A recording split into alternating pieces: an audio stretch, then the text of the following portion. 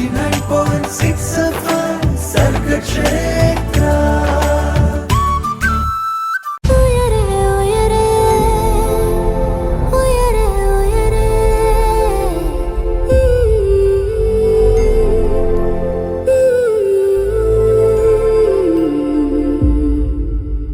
സർഗക്ഷേത്ര 89.6 FM-ൽ ഉയരെയാണ്. പറക്കാൻ കൊതിക്കുന്നവർക്ക് ചിറകായി ഉയരെ. ഇന്ന് ഉയരയിൽ നമ്മൾ കേൾക്കാനായിട്ട് പോകുന്നത്, അറിയാനായിട്ട് പോകുന്നത് ഒരു ഡിഫറെൻറ്റ് കോമ്പിനേഷൻ, അല്ലെങ്കിൽ ഈ ഒരു കോമ്പിനേഷൻ കേരളത്തിലെ ഈ ഒരു കോളേജിൽ മാത്രമേ ഉള്ളൂ. ആ ഒരു കോഴ്സിനെ കുറിച്ചാണ് നമ്മൾ ഇന്ന് ഉയരയിലൂടെ കേൾക്കാനായിട്ട് പോകുന്നത്. പൊളിറ്റിക്കൽ സയൻസ് ആൻഡ് ജേർണലിസം ഒരു പൊളി കോംബോ തന്നെയാണ് എന്ന് തെളിയിച്ചുകൊണ്ട് സെൻറ്റ് സേവിയേഴ്സ് കോളേജിൽ ഇങ്ങനെ ഒരു കോമ്പിനേഷൻ കോഴ്സ് വന്നു. അത് വമ്പൻ ആഘോഷമാക്കിക്കൊണ്ടിരിക്കുകയാണ് കുട്ടികൾ, അവിടുത്തെ ടീച്ചേഴ്സ്, അതുപോലെ തന്നെ പൊളിറ്റിക്കൽ സയൻസിനോട് ഇഷ്ടമുള്ളവർ, ജേർണലിസത്തോട് ഇഷ്ടമുള്ളവർ, അതെന്താണ് എങ്ങനെയാണ് എന്ന് കൂടുതൽ അറിയാനായിട്ട് താല്പര്യമുള്ളവരൊക്കെ വന്നു ചേർന്നുകൊണ്ടിരിക്കണം. അപ്പം ഈ ഒരു കോമ്പിനേഷനെ കുറിച്ചാണ്, അല്ലെങ്കിൽ ഈ ഒരു കോഴ്സിനെ കുറിച്ചാണ് ഇന്ന് ഉയരയിലൂടെ നമ്മൾ കേട്ടറിയാനായിട്ട് പോകുന്നത്. ഈ ഒരു കോഴ്സിനെ കുറിച്ച്, ഇതിന്റെ സാധ്യതകളെ കുറിച്ച്, എന്തൊക്കെയാണ് ഈ ഒരു കോഴ്സിൽ നമ്മൾ പഠിക്കുന്നത് തുടങ്ങിയ കാര്യങ്ങളൊക്കെ പറയാനായി നമ്മുടെ കൂടെയുള്ള special guest Parvathy Chandran, HOD of journalism department from saint Xavier's college, Vaikom. Ma'am, welcome to the show. Hello Jo. Yes ma'am, so happy. അപ്പം എന്തായാലും മാം ഇവിടെ എത്തി. അപ്പം നമ്മൾ ആദ്യമേ തന്നെ ചോദിക്കാനായിട്ടുള്ളത്, ഞാനതാണ് ഈ ഒരു കോഴ്സിലേക്ക് വന്നതിൻ്റെ ഒരു മെയിൻ കാരണം, കേരളത്തിൽ സെൻറ്റ് സേവിയേഴ്സ് കോളേജ് വൈക്കത്ത് മാത്രമാണ് പൊളിറ്റിക്കൽ സയൻസ് ആൻഡ് ജേർണലിസം എന്നൊരു കോമ്പിനേഷൻ കോഴ്സ് ഉള്ളത്. സോ ഇതിൻ്റെ ഒരു സ്പെഷ്യാലിറ്റി എന്താണ് എന്ന് പറഞ്ഞുകൊണ്ട് തന്നെ നമുക്ക് ഉയരെ സ്റ്റാർട്ട് ചെയ്താലോ? തീർച്ചയായിട്ടും. Okay ma'am. നമ്മുടെ കോഴ്സിൻ്റെ ഒരു പ്രത്യേകത എന്ന് പറഞ്ഞു കഴിഞ്ഞാൽ, സാധാരണ രീതിയിൽ ജേർണലിസം കമ്പോണൻറ്റ് കോഴ്സിൻ്റെ അല്ലെ കരിക്കുലത്തിൻ്റെ ഭാഗമായിട്ട് വരുന്നത് സാധാരണ ലിറ്ററേച്ചർ, BA ലിറ്ററേച്ചറിൻ്റെ ഒപ്പമോ, മോസ്റ്റ്ലി അത് BA ലിറ്ററേച്ചർ, ഇംഗ്ലീഷ്, കമ്മ്യൂണിക്കേറ്റീവ് ഇംഗ്ലീഷിൻ്റെ ഒക്കെ ഭാഗമായിട്ടാണ് വരിക. ഇതുവരെ നമ്മളൊരു ചരിത്രം എടുത്ത് നോക്കിയാൽ പോലും ഒരു പക്ഷേ ജേർണലിസത്തിൻ്റെ കോമ്പിനേഷൻ എന്ന് പറയുന്നത് പൊളിറ്റിക്കൽ സയൻസ് നമുക്ക് എങ്ങും കാണാൻ പറ്റില്ല. അത് Malayalam, copy writing, copy editing, അതിൻ്റെയൊക്കെ ഭാഗമായിട്ട് വരാറുണ്ട്. BA ലിറ്ററേച്ചറിൻ്റെ ഭാഗമായിട്ട് വരാറുണ്ട്. കമ്മ്യൂണിക്കേറ്റീവ് ഇംഗ്ലീഷിൻ്റെ ഭാഗമായിട്ട് വരാറുണ്ട്. പക്ഷേ വളരെ റെയറായിട്ടാണ് പൊളിറ്റിക്കൽ സയൻസിൻ്റെ ഒപ്പം ജേർണലിസം ഉള്ളത്. സെൻറ്റ് സേവിയേഴ്സ് കോളേജ് വൈക്കത്തിൽ BA പൊളിറ്റിക്കൽ സയൻസ് ഞങ്ങളുടെ മോഡൽ 2 കോഴ്സായിരുന്നു ഇതുവരെ ഓഫർ ചെയ്തുകൊണ്ടിരുന്നത്. ഇപ്പോൾ അതിൻ്റെ സെക്കൻഡ് ലാസ്റ്റ് ബാച്ച്, അതായത് 2 തേർഡ് ഇയറും സെക്കൻഡ് ഇയറും റണ്ണിങ് ആണ്.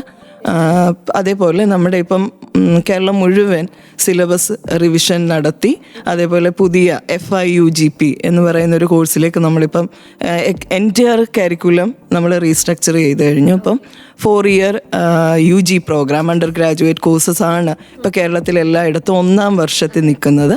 അപ്പം അവിടെയും നമുക്കൊരു പ്രത്യേകത ഉണ്ടായി. കാരണം ഇതുവരെ മോഡൽ 2 കോഴ്സായിട്ട്, അതായത് പൊളിറ്റിക്കൽ സയൻസ് ഒരു മെയിൻ സബ്ജക്റ്റ് പോലെയും ജേർണലിസം വൊക്കേഷണൽ കോഴ്സായിട്ടും അതേപോലെ കോംപ്ലിമെൻ്ററി കോഴ്സസ് ആയിട്ടുമായിരുന്നു ജേർണലിസം നമ്മൾ റൺ ചെയ്തുകൊണ്ടിരുന്നത്.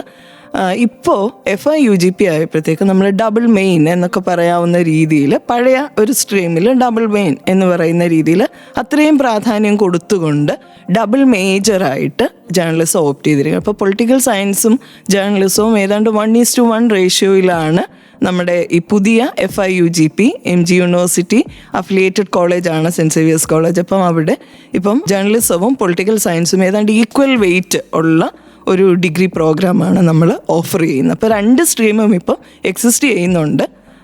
ഈക്വൽ ആയിട്ട് എക്സിസ്റ്റ് ചെയ്യുന്നുണ്ട്. ഓക്കെ, അപ്പം പൊളിറ്റിക്കൽ സയൻസ് പഠിക്കണമെന്ന് താല്പര്യമുള്ള ഒരു കുട്ടി, അല്ലെങ്കിൽ ജേർണലിസവും എനിക്ക് കൂടെ പഠിക്കണമെന്ന് താല്പര്യമുള്ള ഒരു വ്യക്തിക്ക് ചൂസ് ചെയ്യാനായിട്ട് പറ്റുന്ന ഒരു ഓപ്ഷൻ തന്നെയാണ് ഈ കോളേജ് നമുക്ക് പ്രൊവൈഡ് ചെയ്യുന്നത്. Political science and journalism combination വരുന്ന കോഴ്സിനെ കുറിച്ചാണ് ഇന്ന് ഉയരയിലൂടെ നമ്മൾ കേട്ടുകൊണ്ടിരിക്കുന്നത്. കേൾക്കാനും അറിയാനും ഒരുപാട് കാര്യങ്ങളുണ്ട്, അതൊക്കെ കേൾക്കാം. So keep on listening to Sargakshetra 89.6 FM. കാതോരം കരുതലായി കാലത്തിനൊപ്പം.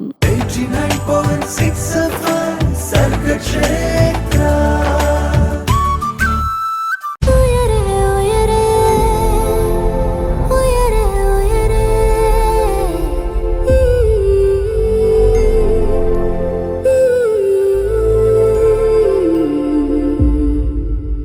Welcome to Uyare. പറക്കാൻ കൊതിക്കുന്നവർക്ക് ചിറകായി ഉയരെ, കൂടെയുള്ളത് ജോ ആണ്. ഇന്ന് നമ്മൾ ഉയരയിലൂടെ കേട്ടുകൊണ്ടിരിക്കുന്നത്, അറിഞ്ഞുകൊണ്ടിരിക്കുന്നത് political science and journalism combination കോഴ്സിനെ കുറിച്ചാണ്. ഈ ഒരു കോഴ്സിനെ കുറിച്ച് കൂടുതൽ ഡീറ്റെയിൽ ആയി പറഞ്ഞു തരാനായി നമ്മുടെ കൂടെയുള്ള special guest Parvathy Chandran, assistant professor of journalism from saint Xavier's college Vaikom. Ma'am, നമ്മൾ ഈ കോഴ്സിനെ കുറിച്ച്, അതിന്റെ സ്പെഷ്യാലിറ്റിയെ കുറിച്ച് നമ്മൾ കേട്ടു. അപ്പോൾ അറിയേണ്ട ഒരു കാര്യം എന്താണെന്ന് വെച്ചാൽ പൊളിറ്റിക്കൽ സയൻസ് ആൻഡ് ജേർണലിസം ഇത് തമ്മിൽ എങ്ങനെ ബന്ധപ്പെട്ടിരിക്കുന്നു, എന്തുകൊണ്ട് ഈ ഒരു കോമ്പിനേഷൻ വരാനായിട്ട്, അല്ലെങ്കിൽ അങ്ങനെ ഒരു ഇനിഷ്യേറ്റീവ് എന്തുകൊണ്ടാണ്, അതിൻ്റെ ഒരു ഇന്റർ റിലേഷൻ എങ്ങനെയാണ് എന്ന് പറഞ്ഞുകൊണ്ട് നമുക്ക് തുടങ്ങാം. അത് വളരെ ഇൻട്രസ്റ്റിംഗ് ആയിട്ടുള്ളൊരു ക്വസ്റ്റ്യനാണ്. പൊളിറ്റിക്കൽ സയൻസും ജേർണലിസവും തമ്മിലുള്ളൊരു ബന്ധം നമുക്കതിനെ പല രീതിയിൽ വേണമെങ്കിൽ ഇൻ്റർപ്രറ്റ് ചെയ്യാനായിട്ട് പറ്റും. ഇപ്പോൾ ഫോർ എക്സാമ്പിൾ, നമ്മളിപ്പം മീഡിയ കണക്കാക്കുന്നത് ഫോർത്ത് സ്റ്റേറ്റ് എന്നുള്ള ഒരു ഡൊമൈനിലാണ് നമ്മൾ മാധ്യമങ്ങളെ എല്ലാത്തിനെയും, പ്രത്യേകിച്ച് വാർത്താ മാധ്യമങ്ങളെ നമ്മൾ കാണുന്ന ഫോർത്ത് സ്റ്റേറ്റ് എന്നുള്ളതാണ്. ഇപ്പം ലെജിസ്ലേഷനോ ജുഡീഷ്യറിക്കോ അല്ലെ എക്സിക്യൂട്ടീവിനോ എന്തെങ്കിലുമൊക്കെ ചെറിയ പിഴവുകൾ വരികയാണെങ്കിൽ അല്ലെങ്കിൽ അഡ്വാൻറ്റേജ് ഉണ്ടാവുകയാണെങ്കിൽ അത് ഡിസ്കസ് ചെയ്യാനുള്ള ഒരു പ്ലാറ്റ്ഫോമായിട്ട്, ഒരു വാച്ച് ഡോഗ് പോലെയാണ് മീഡിയ നിലനിൽക്കുന്നതെന്നാണ് പരമ്പരാഗതമായി നമ്മൾ വിശ്വസിച്ച് പോകുന്നതിനും ഏറെക്കുറെ അതിൻ്റെ ഒരു സാധ്യതയിലാണ് മാധ്യമ പ്രവർത്തനമാണെങ്കിലും കേരളത്തിലും ലോകമെമ്പാടും നടന്നുകൊണ്ടിരിക്കുന്നത്. അപ്പോൾ ആ രീതിയിൽ നമ്മൾ ഈ പറയുന്ന ഗവേണിംഗ് ബോഡീസിൻ്റെ ഒരു എക്സിസ്റ്റൻസ് എന്ന് പറയുന്നത്, നമ്മൾ ഈ പറയും ഡെമോക്രസിയുടെ ഫോർത്ത് പില്ലറായിട്ടൊക്കെയാണ് നമ്മൾ മീഡിയയെ വിഭാവനം ചെയ്യുന്നത്. അപ്പോൾ ആ രീതിയിൽ വേണമെങ്കിൽ ജോയുടെ ക്വസ്റ്റ്യനെ എനിക്ക് ആൻസർ ചെയ്യാം. കാരണം അത്രയും ഇനവൈറ്റബിളാണ്, നമുക്ക് ഒഴിച്ചുകൂടാൻ പറ്റാത്ത ഒരു സബ്ജക്റ്റാണ്, അല്ലെങ്കിൽ ഒഴിച്ചുകൂടാൻ പറ്റാത്ത ഒരു എൻറ്റിറ്റിയാണ് മീഡിയ എന്ന് വേണമെങ്കിൽ നമുക്ക് ആ രീതിയിൽ പറയാം. ആ രീതിയിൽ വളരെ ഇതിൻ്റെ ഒരു കണ്ടിന്യൂം ആണ് നമുക്ക് ജേർണലിസം അല്ലെ മീഡിയ ആക്ടിവിസം അല്ലെ ജേർണലിസം ഏത് രീതിയിലാണെങ്കിലും ആ രീതിയിൽ കാണാനായിട്ട് പറ്റും. പക്ഷെ കുറച്ചുകൂടെ നമ്മൾ ഡീപ്പായിട്ട് നോക്കുകയാണെങ്കിൽ, നമ്മളൊരു പ്രാക്ടിക്കലി ഇപ്പോൾ ജോ ഒരു ജേർണലിസ്റ്റായിട്ട് വർക്ക് ചെയ്യുമ്പോൾ നമ്മുടെ മുന്നിൽ ഒരു പോളിസി മാറ്റർ വന്നു എങ്കിൽ നമ്മളതിനെ എങ്ങനെ ഇവാലുവേറ്റ് ചെയ്യുന്നത്? നമ്മൾ എക്സ്പേർട്ട് ഒപ്പീനിയൻ എടുക്കും. അപ്പോൾ ഏത് ഒപ്പീനിയൻ ആണെങ്കിലും അതിനകത്തൊരു സബ്ജക്റ്റീവ് അംശം ഉണ്ടായിരിക്കും. ഇപ്പം എന്നോട് ഇന്നത്തെ കണ്ടംപററി പൊളിറ്റിക്സ് എന്താണെന്ന് ചോദിക്കുകയാണെങ്കിൽ ഞാൻ എൻ്റെ ഒരു സബ്ജക്റ്റീവ് വ്യൂ ആയിരിക്കും പറയുന്നത്. അപ്പം അതിനകത്ത് ചിലപ്പോൾ ലൈക്സ് വരും, നമ്മുടെ ഇഷ്ടങ്ങൾ വരും, അനിഷ്ടങ്ങൾ വരും, ചിലപ്പം നമ്മുടെ ചില ഫേവറേറ്റ് സാധ്യതകളെ നമ്മൾ അറിയാതെ, ചിലപ്പോൾ അത് ഡെലിബറേറ്റ് ആവണം എന്നില്ല, അറിയാതെ നമുക്ക് നമ്മുടെ ഒരു ഒപ്പീനിയൻ എപ്പോഴും അങ്ങനെയായിരിക്കും. ആ ഒപ്പീനിയനകത്ത് സബ്ജക്റ്റീവ് എന്നുള്ള ആത്മനിഷ്ഠത എന്ന് പറയുന്നതിന് വലിയൊരു വെയിറ്റ് ഉണ്ട്. അപ്പം ആ രീതിയിലായിരിക്കും അതെന്തിനെ കുറിച്ചാണ്. ഇപ്പോൾ കേരളിനെ കുറിച്ച് ചോദിച്ചാലും നമ്മുടെ ചെന്താമരയെക്കുറിച്ച് ചോദിച്ചാലും നമ്മൾ പറയുന്നതിനകത്ത് നമ്മളുടെ ഒരു ആസ്പെക്റ്റ് അല്ലെങ്കിൽ നമ്മുടെ ഒരു പേഴ്സ്പെക്റ്റീവ് എപ്പോഴും അതിനകത്തുണ്ടായിരിക്കും. അപ്പം പലപ്പോഴും ഒരു വിശകലനം നടത്തുമ്പോൾ, പ്രത്യേകിച്ചൊരു നമ്മുടെ ഒരു ലൈഫ് എന്ന് പറയുന്നതിൻ്റെ ഒരു എക്സിസ്റ്റൻസ് അല്ലെങ്കിൽ നമ്മുടെ ഒരു ലൈഫിനെ ലീഡ് ചെയ്യുന്നതെന്ന് പറയുന്നതിനകത്ത് വലിയൊരു ഭാഗം നിർണ്ണയിക്കപ്പെടുന്നത് നമ്മളല്ല. എടുക്കുന്ന പോളിസികളും ഗവേണൻസും അഡ്മിനിസ്ട്രേഷനും ഒക്കെ ഇതിനകത്ത് ഇൻ്റർട്വൈൻഡ് ആണെന്ന് വേണമെങ്കിൽ നമുക്ക് പറയാം. അപ്പം അങ്ങനെയുള്ള നമ്മൾ മാധ്യമ പ്രവർത്തനം നടത്തുമ്പം നമുക്കൊരു കാര്യം പറഞ്ഞു കൊടുക്കുമ്പം നമ്മൾ പറഞ്ഞു കൊടുക്കുകയാണല്ലോ, നിങ്ങൾ പ്രത്യേകിച്ചും പറഞ്ഞു കൊടുക്കുകയാണ് ചെയ്യുന്നത്. അത് ഓഡിയൻസിനോടായിരിക്കാം, അല്ലെങ്കിൽ റീഡേഴ്സിനോടായിരിക്കാം, അല്ലെങ്കിൽ വ്യൂവേഴ്സിനോടായിരിക്കാം. ഈ രീതിയിലൊക്കെ നമ്മളിപ്പോൾ മാധ്യമ പ്രവർത്തനം നടത്തുന്നുണ്ട്. അപ്പം നമ്മളൊരു കാര്യം പറഞ്ഞു കൊടുക്കുമ്പോൾ നമുക്കതിനകത്ത് ഒരു ഇവാലുവേഷൻ നടത്തണം എന്നുണ്ടെങ്കിൽ, ഒരു പൊളിറ്റിക്കൽ ഇവാലുവേഷൻ നടത്തണം, ഒരു പൊളിറ്റിക്കൽ അനാലിസിസ് നടത്തണം, ഒരു പോളിസി മാറ്റർ ഒന്ന് നമുക്ക് മനസ്സിലാകണം എന്നുണ്ടെങ്കിൽ നമുക്കത് ലേൺഡ് ആയിരിക്കണം എന്നുള്ളതാണ്. അല്ലെന്നുണ്ടെങ്കിൽ നമുക്കൊരു എക്സ്പേർട്ടിനോട് ചോദിക്കാനേ പറ്റുള്ളൂ. എക്സ്പേർട്ടിന് എപ്പോഴും എക്സ്പേർട്ട് ഒപ്പീനിയനെ നമുക്ക് തരാനായിട്ട് പറ്റുള്ളൂ. അതേസമയം ഒരു ജേർണലിസ്റ്റിനെ സംബന്ധിച്ചിടത്തോളം ഒരു പൊളിറ്റിക്കൽ സയൻസിൽ ഒരു ബേസ് ഉണ്ടെങ്കിൽ ഒരു കാര്യത്തെ അയാളുടെ പേഴ്സ്പെക്റ്റീവിൽ മനസ്സിലാക്കാനായിട്ട് പറ്റും. അപ്പം നമുക്കതിൻ്റെ പ്രോസ് ആൻഡ് കോൺസ് മനസ്സിലാക്കാം, അഡ്വാൻറ്റേജസ് ആൻഡ് ഡിസഡ്വാൻറ്റേജസ് മനസ്സിലാക്കാം. അതൊരു ആഡ് ഓൺ ബെനിഫിറ്റാണ് എന്ന് വേണമെങ്കിൽ നമുക്ക് പറയാനായിട്ട് പറ്റും. കാരണം നമ്മുടെ പേഴ്സ്പെക്റ്റീവിനെ നമുക്ക് കുറച്ചുകൂടെ ഒബ്ജക്റ്റീവായിട്ട് ഒബ്ജക്റ്റിവിറ്റി കൊണ്ടുവരാനായിട്ട് പറ്റും, സയൻറ്റിഫിക് സ്പിരിറ്റ് അപ്ലൈ ചെയ്യാനായിട്ട് പറ്റും, ക്രോസ് ചെക്ക് ചെയ്യാനായിട്ട് പറ്റും.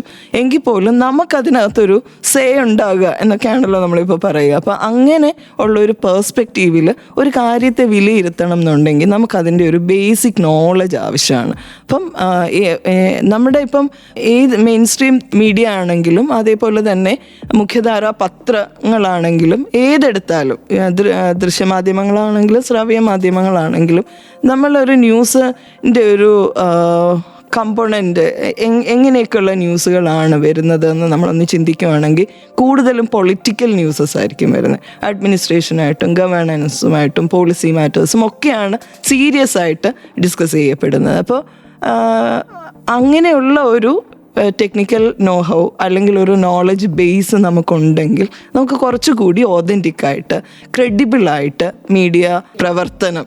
മാധ്യമ പ്രവർത്തനം നടത്താനായിട്ട് പറ്റും. അപ്പം അതുകൊണ്ട് തന്നെ എൻ്റെ ഒരു ആഗ്രഹമാണ്, അല്ലെങ്കിൽ അനിവാര്യതയാണ് എന്ന് വേണമെങ്കിൽ നമുക്ക് കണക്കാക്കാം. ജേർണലിസം പഠിക്കുന്ന ഒരു വിദ്യാർത്ഥിക്ക് അല്ലെങ്കിൽ പഠിക്കാൻ താല്പര്യമുള്ള ഒരാൾക്ക് അവർക്ക് സ്വയം അങ്ങനെയുള്ള ഒരു നോളജ് ബേസ് ഡെവലപ്പ് ചെയ്തെടുക്കാൻ പറ്റും. ഇപ്പം നമ്മൾ ഇന്ത്യൻ കോൺസ്റ്റിറ്റ്യൂഷൻ ഒരു അമെൻമെൻറ്റ് നടന്നു, അപ്പം നമുക്കതിനെ ഒന്ന് ജഡ്ജ് ചെയ്യണം എന്നുണ്ടെങ്കിൽ നമുക്ക് എന്തായാലും ഇന്ത്യൻ കോൺസ്റ്റിറ്റ്യൂഷനെ കുറിച്ചുള്ള ഒരു ബേസിക് നോളജ് ഉണ്ടാവണം. നമുക്ക് ധാരാളം പൊളിറ്റിക്കൽ അനലിസ്റ്റുകളൊക്കെ ഉണ്ട്, എങ്കിൽ പോലും നമ്മുടെ ഒരു പേഴ്സ്പെക്റ്റീവ് അതിനകത്ത് ഒരു എസൻസായി നിൽക്കണമെങ്കിൽ നമുക്ക് പൊളിറ്റിക്കൽ സയൻസിലുള്ള ഒരു ബേസിക് നോളജ് അത്യാവശ്യമാണെന്നാണ് എൻ്റെ ഒരു കണക്കാക്കൽ. ഓക്കെ, അപ്പം ഞാനിങ്ങനെ ആലോചിക്കുമായിരുന്നു, ലൈക്ക് നമുക്കിപ്പോൾ ഒരു രാഷ്ട്രീയം ഉണ്ടായിരിക്കുമല്ലോ. ഞാനെന്ന വ്യക്തിക്ക് ഒരു രാഷ്ട്രീയമുണ്ട്, തീർച്ചയായിട്ടും. അതുപോലെ തന്നെ നമ്മുടെ കക്ഷി രാഷ്ട്രീയമായിട്ട് എന്തൊക്കെ കാര്യങ്ങൾ നടക്കുന്നത്, അല്ലെങ്കിൽ അവിടെ ഇടയിൽ എന്തൊക്കെ കാര്യങ്ങൾ, അത് ശരിയോ തെറ്റോ എന്ന് എനിക്ക് മനസ്സിലാക്കണമെന്നുണ്ടെങ്കിൽ അതിനകത്ത് എന്താണ് നടക്കുന്നതെന്ന് ഞാൻ മനസ്സിലാക്കണം.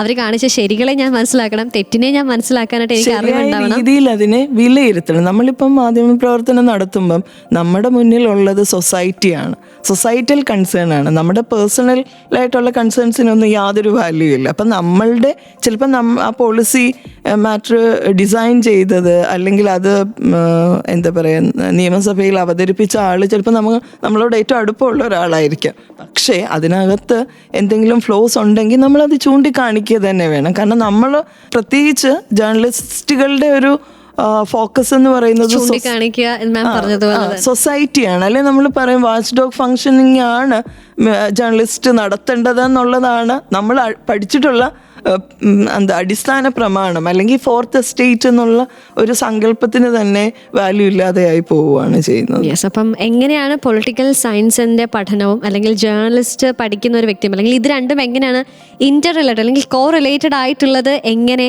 അല്ലെങ്കിൽ അതിൻ്റെ അനിവാര്യത എന്താണ് എന്നുള്ളത് നമ്മൾ മനസ്സിലാക്കി. അങ്ങനെ പഠിച്ചാൽ ഒരു കുട്ടിക്ക് ഉണ്ടാവുന്ന ഒരുപാട് ബെനഫിഷ്യലാണ്. എനിക്ക് തോന്നുന്നു ഉറപ്പായിട്ടും ഒരു വ്യക്തിയുടെ മാറ്റം അല്ലെങ്കിൽ ഒരു വ്യക്തിത്വത്തിന് ഒരു റിഫോർമേഷൻ വരാനായിട്ട് ഈ ഒരു പഠനം ഉറപ്പാക്കും എന്നുള്ള ഒരു വിശ്വാസമുണ്ട്. അപ്പോൾ അതിനെക്കുറിച്ച് നമുക്ക് കേൾക്കാം പാട്ടുകൾക്ക് ശേഷം. പക്ഷേ എനിക്ക് തോന്നിപ്പം ഒരുപാട് പേര് ഇപ്പം വിചാരിക്കുന്നുണ്ടെങ്കിൽ ഇപ്പം ഞങ്ങൾക്ക് ഇങ്ങനെ ഒരു മാറ്റം ഓക്കെ, പക്ഷെ നമുക്ക് എന്തെങ്കിലും എല്ലാവരും പഠിക്കുന്നത് ജോലിക്ക് വേണ്ടിയിട്ട്. അഫ്കോഴ്സ് നമുക്കിപ്പം ഒരു കുറച്ച് ശതമാനം ആൾക്കാരായിരിക്കും എനിക്കിത് അറിയണം എന്ന് വിചാരിച്ച് പഠിക്കുന്നത്. പക്ഷെ ഒരു കോഴ്സ് ആദ്യം ഒരാൾ ഓപ്റ്റ് ചെയ്യുന്നത് ജോലി സാധ്യത നോക്കി തന്നെയാണ്. അപ്പം ഈ ഒരു കോഴ്സ് പഠിച്ചാൽ എന്തൊക്കെ ജോലി സാധ്യതകളാണ് നമുക്ക് കിട്ടുന്നത് എന്നുള്ളത് അന്വേഷിക്കുന്ന ആരായുന്ന കുറേ പേരുണ്ടായിരിക്കും. അവർക്കുള്ള ഉത്തരവുമായിട്ട് ഞങ്ങൾ എത്തുന്നുണ്ട് പാട്ടുകൾക്ക് ശേഷം. So keep on listening to Sargakshetra 89.6 FM. കാതോരം കരുതലായി കാലത്തിനൊപ്പം. 89.6 FM സർഗക്ഷേത്ര.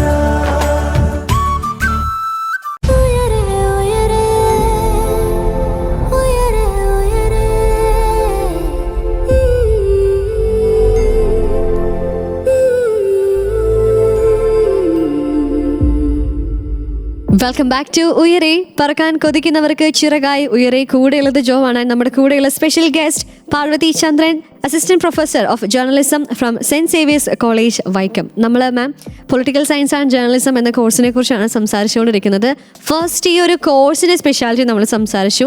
സെക്കൻഡ് നമ്മൾ ഇതിൻ്റെ ഒരു ഇന്റർ റിലേറ്റഡ് ആയിരിക്കുന്നത് എങ്ങനെയാണ്, അല്ലെങ്കിൽ ഈ ഒരു കോഴ്സ് ഇതിന് രണ്ടും മേജറായിട്ട് നമ്മൾ പഠിക്കുന്നു. ഇത് പഠിക്കുമ്പോൾ ഉണ്ടാകുന്ന ഒരു മാറ്റം അല്ലെങ്കിൽ എന്താണ് ഇതിൻ്റെ ഒരു സ്പെഷ്യാലിറ്റി, ഇത് രണ്ടും ചേരുമ്പോൾ ഉണ്ടാകുന്ന ഒരു ഗുണം, ബെനഫിറ്റ് എന്താണ് എന്നുള്ളത് നമ്മൾ കേട്ടു. അപ്പം ഈ ഒരു കോഴ്സ് പഠിക്കുന്ന ഒരു വ്യക്തിക്ക് ഇനി അവനോർ അവൾക്ക് എന്ത് ജോലി ജോലിയാണ് കിട്ടാനായിട്ട് പോകുന്നത് എന്നാണ് നമ്മൾ ഇനി ചർച്ച ചെയ്യാനായിട്ട് പോകുന്നത്. സോ മാമിനോട് ഞാൻ ചോദിക്കുവാണ്, ഈ ഒരു കോഴ്സ് എടുത്ത വ്യക്തിക്ക് എന്തൊക്കെ ജോലി സാധ്യതകളാണ് ഉള്ളത്? ജേർണലിസം ഒരു ഫോക്കസായിട്ട് പഠിക്കുകയും അതിനോടൊരു പാഷൻ വേണം. നമ്മളെപ്പോഴും പറയും ജേർണലിസം സാധാരണ ഒരാൾ ഓപ്റ്റ് ചെയ്യുന്ന ഒരു സബ്ജക്റ്റ് അല്ല. അവർക്കൊരു ഏതെങ്കിലും ഒരു മാധ്യമത്തിനോട് താല്പര്യമുള്ളവരായിരിക്കും സാധാരണ രീതിയിൽ ജേർണലിസം ഓപ്റ്റ് ചെയ്യുക. അപ്പം ചിലർക്ക് എഴുതാനുള്ള അതൊരു എന്താ പറയുക, അത്തരത്തിലുള്ള ഒരു സർഗശേഷി ഉണ്ടാവാം. പിന്നെ കുറച്ച് പേർക്ക് പറഞ്ഞു കൊടുക്കാനുള്ള താല്പര്യമായിരിക്കാം ഉള്ളത്. നല്ല ശബ്ദത്തിൻ്റെ ഉടമകളൊക്കെ ആയിരിക്കാം. അതേപോലെ തന്നെ കുറച്ച് പേർക്ക് ദൃശ്യാവിഷ്കാരം, അത് അല്ലെങ്കിൽ ഒരു ന്യൂസിനെ വിഷ്വലിലൂടെയും അതേപോലെ തന്നെ ഒരു നറേഷനിലൂടെയൊക്കെ അവതരിപ്പിക്കുന്നതായിരിക്കാം താല്പര്യം. പ്രധാനമായിട്ടും ജേർണലിസത്തിന് നമ്മൾ പറയും കൺവെൻഷണൽ മീഡിയ എന്നൊക്കെയുള്ള രീതിയിലേക്ക് ന്യൂ മീഡിയ വന്നപ്പോൾ നമ്മൾ ക്ലാസിഫൈ ചെയ്ത കുറച്ച് മേഖലകളുണ്ട്. ഇപ്പം പ്രിൻറ്റ് മീഡിയ എന്ന് പറയുന്നുണ്ട്. അപ്പോൾ ആ പ്രിൻറ്റ് മീഡിയയിൽ നമുക്ക് ധാരാളം ജോലി സാധ്യതകൾ ഉണ്ട് എന്നുള്ളതാണ്. അപ്പോൾ എൻ്റെ ഒരു അനുഭവം പറയുകയാണെങ്കിൽ തന്നെ ഒരു കണ്ടൻറ് ഡെവലപ്പറായിട്ട് വേണമെങ്കിൽ നമുക്ക് വെബ്സൈറ്റുകൾക്ക് കണ്ടൻറ് ഡെവലപ്പ് ചെയ്ത് കൊടുക്കുന്ന ഇപ്പം ധാരാളമായിട്ട് കണ്ടൻറ് ഡെവലപ്പേഴ്സ്, അത് മൾട്ടിനാഷണൽ കമ്പനീസിന് പോലും കണ്ടൻറ് ഡെവലപ്പേഴ്സിനെ ആവശ്യമാണ്. അതേപോലെയുള്ള അത് കൺവെൻഷണൽ മീഡിയ പ്രാക്ടീസ് അല്ല, അതൊരു ന്യൂ മീഡിയ പ്രാക്ടീസാണ്. കാലാകാലം എനിക്ക് തോന്നുന്നു അവിടെ നിന്ന് തുടങ്ങുന്നതായിരിക്കും നല്ലതെന്ന് തോന്നുന്നു. കാലാകാലങ്ങളായിട്ട് നമുക്ക് പ്രിൻറ്റ് മീഡിയ എന്ന് പറയുന്നൊരു മാധ്യമമുണ്ട്. അപ്പം മാഗസീൻ ജേർണലിസവും അതേപോലെ തന്നെ ന്യൂസ് പേപ്പേഴ്സുമാണ്. പിന്നെ അതുമാത്രമല്ല, അതിൻ്റെ വേറെ ഒരു ഓഫ് ഷൂട്ടായിട്ട് വേണമെങ്കിൽ പബ്ലിഷിംഗ് സാധ്യതകളൊക്കെ ഉണ്ട്. നിങ്ങൾക്ക് ഒരു പബ്ലിഷറായിട്ട് അതിൻ്റെ ഭാഗമായിട്ട് പ്രൂഫ് റീഡേഴ്സ് ഉണ്ട്, കോപ്പി റൈറ്റേഴ്സ് ഉണ്ട്. പിന്നെ നമ്മളൊരു ന്യൂസ് റൂമിൻ്റെ ഫങ്ഷനിങ്ങിന് തന്നെ എല്ലാ തരത്തിലുള്ള, ഇപ്പോഴത്തെ ന്യൂസ് റൂം എന്ന് പറഞ്ഞാൽ പഴയ പോലെയല്ല. ടൈപ്പ് റൈറ്ററിൽ നിന്ന് നമ്മളിപ്പം ആൻഡ്രോയിഡ് ഫോണിലേക്കും സ്മാർട്ട് ഫോണിലേക്കൊക്കെ മാറിയിരിക്കുന്ന ഒരു കാലഘട്ടത്തിലെ മാധ്യമ പ്രവർത്തനത്തിന് ധാരാളം സാധ്യതകളുണ്ട് പ്രിൻറ്റ് മീഡിയയിൽ. അപ്പം കൺവെൻഷനലി പറയുകയാണെങ്കിൽ കോപ്പി എഡിറ്റേഴ്സ്, കോപ്പി റൈറ്റേഴ്സ് തുടങ്ങിയുള്ള അതേപോലെ റിപ്പോർട്ടിംഗ് എന്ന് പറയുന്നൊരു വലിയ ആസ്പെക്റ്റ് ഉണ്ട്. പിന്നെ ജേർണലിസം ട്രെയിനീസായിട്ട് പോകുന്നവർക്ക് എഡിറ്റിംഗ് ആണ് താല്പര്യമെങ്കിൽ, നമുക്ക് നല്ല ഭാഷാ സ്വാധീനം ഉണ്ടെങ്കിൽ നമുക്കൊരു എഡിറ്ററായിട്ട്, സബ് എഡിറ്ററായിട്ടൊക്കെ ജോലിയിൽ പ്രവേശിക്കാം. അപ്പോൾ അങ്ങനെ പ്രിൻറ്റ് മീഡിയയിൽ ധാരാളം ഓപ്ഷൻസ് ഉണ്ട്. ഇനി ഓഡിയോ മീഡിയം ആണെങ്കിൽ radio, Akashvani, all India radio തുടങ്ങി FM വരെ ഉള്ള ധാരാളം സാധ്യതകൾ ഓഡിയോ മീഡിയയിൽ നിലനിൽക്കുന്നുണ്ട്. വിഷ്വൽ മീഡിയയിലാണെങ്കിൽ നമുക്കിപ്പം കേരളത്തിൽ തന്നെ, നമ്മൾ ഈ ഇന്ത്യയുടെ തെക്കേയറ്റത്തുള്ള ഒരു ചെറിയ സംസ്ഥാനമാണ്, പക്ഷെ നമുക്ക് ധാരാളം ചാനലുകളുണ്ട്. ഏഷ്യാനെറ്റ് പ്രൈവറ്റൈസ് ചെയ്ത ആദ്യം വന്ന ചാനൽ ഏഷ്യാനെറ്റാണ്. അപ്പോൾ ഏഷ്യാനെറ്റ് തുടങ്ങി ഇങ്ങോട്ട് ഓരോ ദിവസവും എനിക്ക് തോന്നുന്നു പുതിയ പുതിയ ചാനലുകൾ എമേർജ് ചെയ്തുകൊണ്ടിരിക്കുകയാണ്. അങ്ങനെയുള്ളൊരു കാലഘട്ടമാണ്. കാരണം അങ്ങനെയാണ് നമ്മുടെ ഒരു ന്യൂസിൻ്റെ ഡിസിമിനേഷൻ്റെ രീതി മാറിക്കൊണ്ടിരിക്കുകയാണ്. ടെക്നോളജി അഡ്വാൻസ് ചെയ്യുന്നതനുസരിച്ച് മാറിക്കൊണ്ടിരിക്കുന്ന ഒരു മീഡിയ വേൾഡാണ് നമുക്ക് ചുറ്റുമുള്ളത്. അപ്പോൾ പറഞ്ഞു വരുമ്പം ധാരാളം ചാനലുകൾ കേരളത്തിൽ തന്നെ ഉണ്ട്. നമുക്കിനി മലയാളമേ കൈകാര്യം ചെയ്യാൻ അറിയുള്ളൂ എങ്കിൽ അത്തരത്തിലുള്ള ധാരാളം ഓപ്ഷൻസ് ഉണ്ട്. അതേപോലെ തന്നെ നാഷണൽ ലെവലിലും ഇൻ്റർനാഷണൽ ലെവലിലും ഒക്കെ നമുക്ക് ചാനലുകളിൽ അവിടെയാണെങ്കിൽ റിപ്പോർട്ടിങ്ങിനും എഡിറ്റിങ്ങിനും മറ്റ് ടെക്നിക്കലായിട്ടുള്ള പല സാധ്യതകളും, ഇപ്പം നിങ്ങൾക്ക് ക്യാമറ ഹാൻഡിൽ ചെയ്യാനാണ് പറ്റുന്നത് എങ്കിൽ നമുക്ക് അത്തരത്തിലുള്ള സാധ്യതകൾ, അത് എനിക്ക് തോന്നുന്നു സ്പെഷ്യലൈസേഷനിലേക്കൊക്കെ നമ്മൾ പോകേണ്ടിയിരിക്കുന്നു എന്ന് തോന്നുന്നു.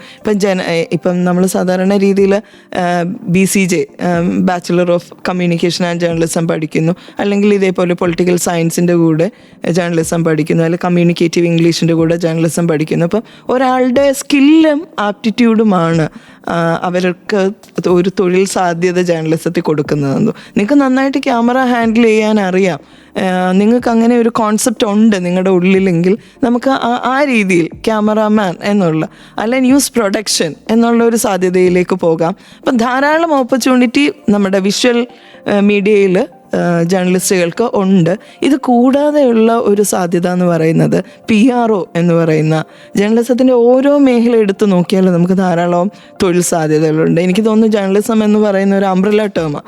അതിൻ്റെ കൂടെ ധാരാളം അതിൻ്റെ പാർട്ടായിട്ട് നിൽക്കുന്ന, അതിനോട് ചേർന്ന് നിൽക്കുന്ന ധാരാളം മേഖലകളുണ്ട്. അപ്പം അഡ്വർടൈസിങ് അതൊരു വലിയ തൊഴിൽ സാധ്യതയുള്ള ഒരു ഫിലിം ഇൻഡസ്ട്രി പോലെ തന്നെ ഒരു വലിയ സാധ്യതയുള്ള മേഖലയാണ് അഡ്വർടൈസിങ്. അതിൻ്റെ പ്രൊഡക്ഷൻ ആണെങ്കിലും കണ്ടൻറ് ക്രിയേഷൻ ആണെങ്കിലും ഒക്കെ ധാരാളം സാധ്യതകളുണ്ട്. അവിടെയും കോപ്പി എഡിറ്റേഴ്സ് വേണം, പ്രൂഫ് റീഡേഴ്സ് വേണം, പിന്നെ അഡ്വർടൈസിങ്ങിൻ്റെ ആഡ് ഫിലിം ഡയറക്ടേഴ്സ് വേണം, തുടങ്ങിയുള്ള ധാരാളം. ഇനി ഡിസൈനേഴ്സും ഗ്രാഫിക് ഡിസൈനേഴ്സും നമ്പർ ഓഫ് ടാസ്ക്കാണ് അഡ്വർടൈസിങ്ങിലുള്ളത്. അപ്പം ധാരാളം ഞാൻ പറയുന്ന ഒന്നുകൂടെ എടുത്തു പറയുകയാണ്, നമുക്കതിനോടൊരു പാഷൻ ഉണ്ടാവണം.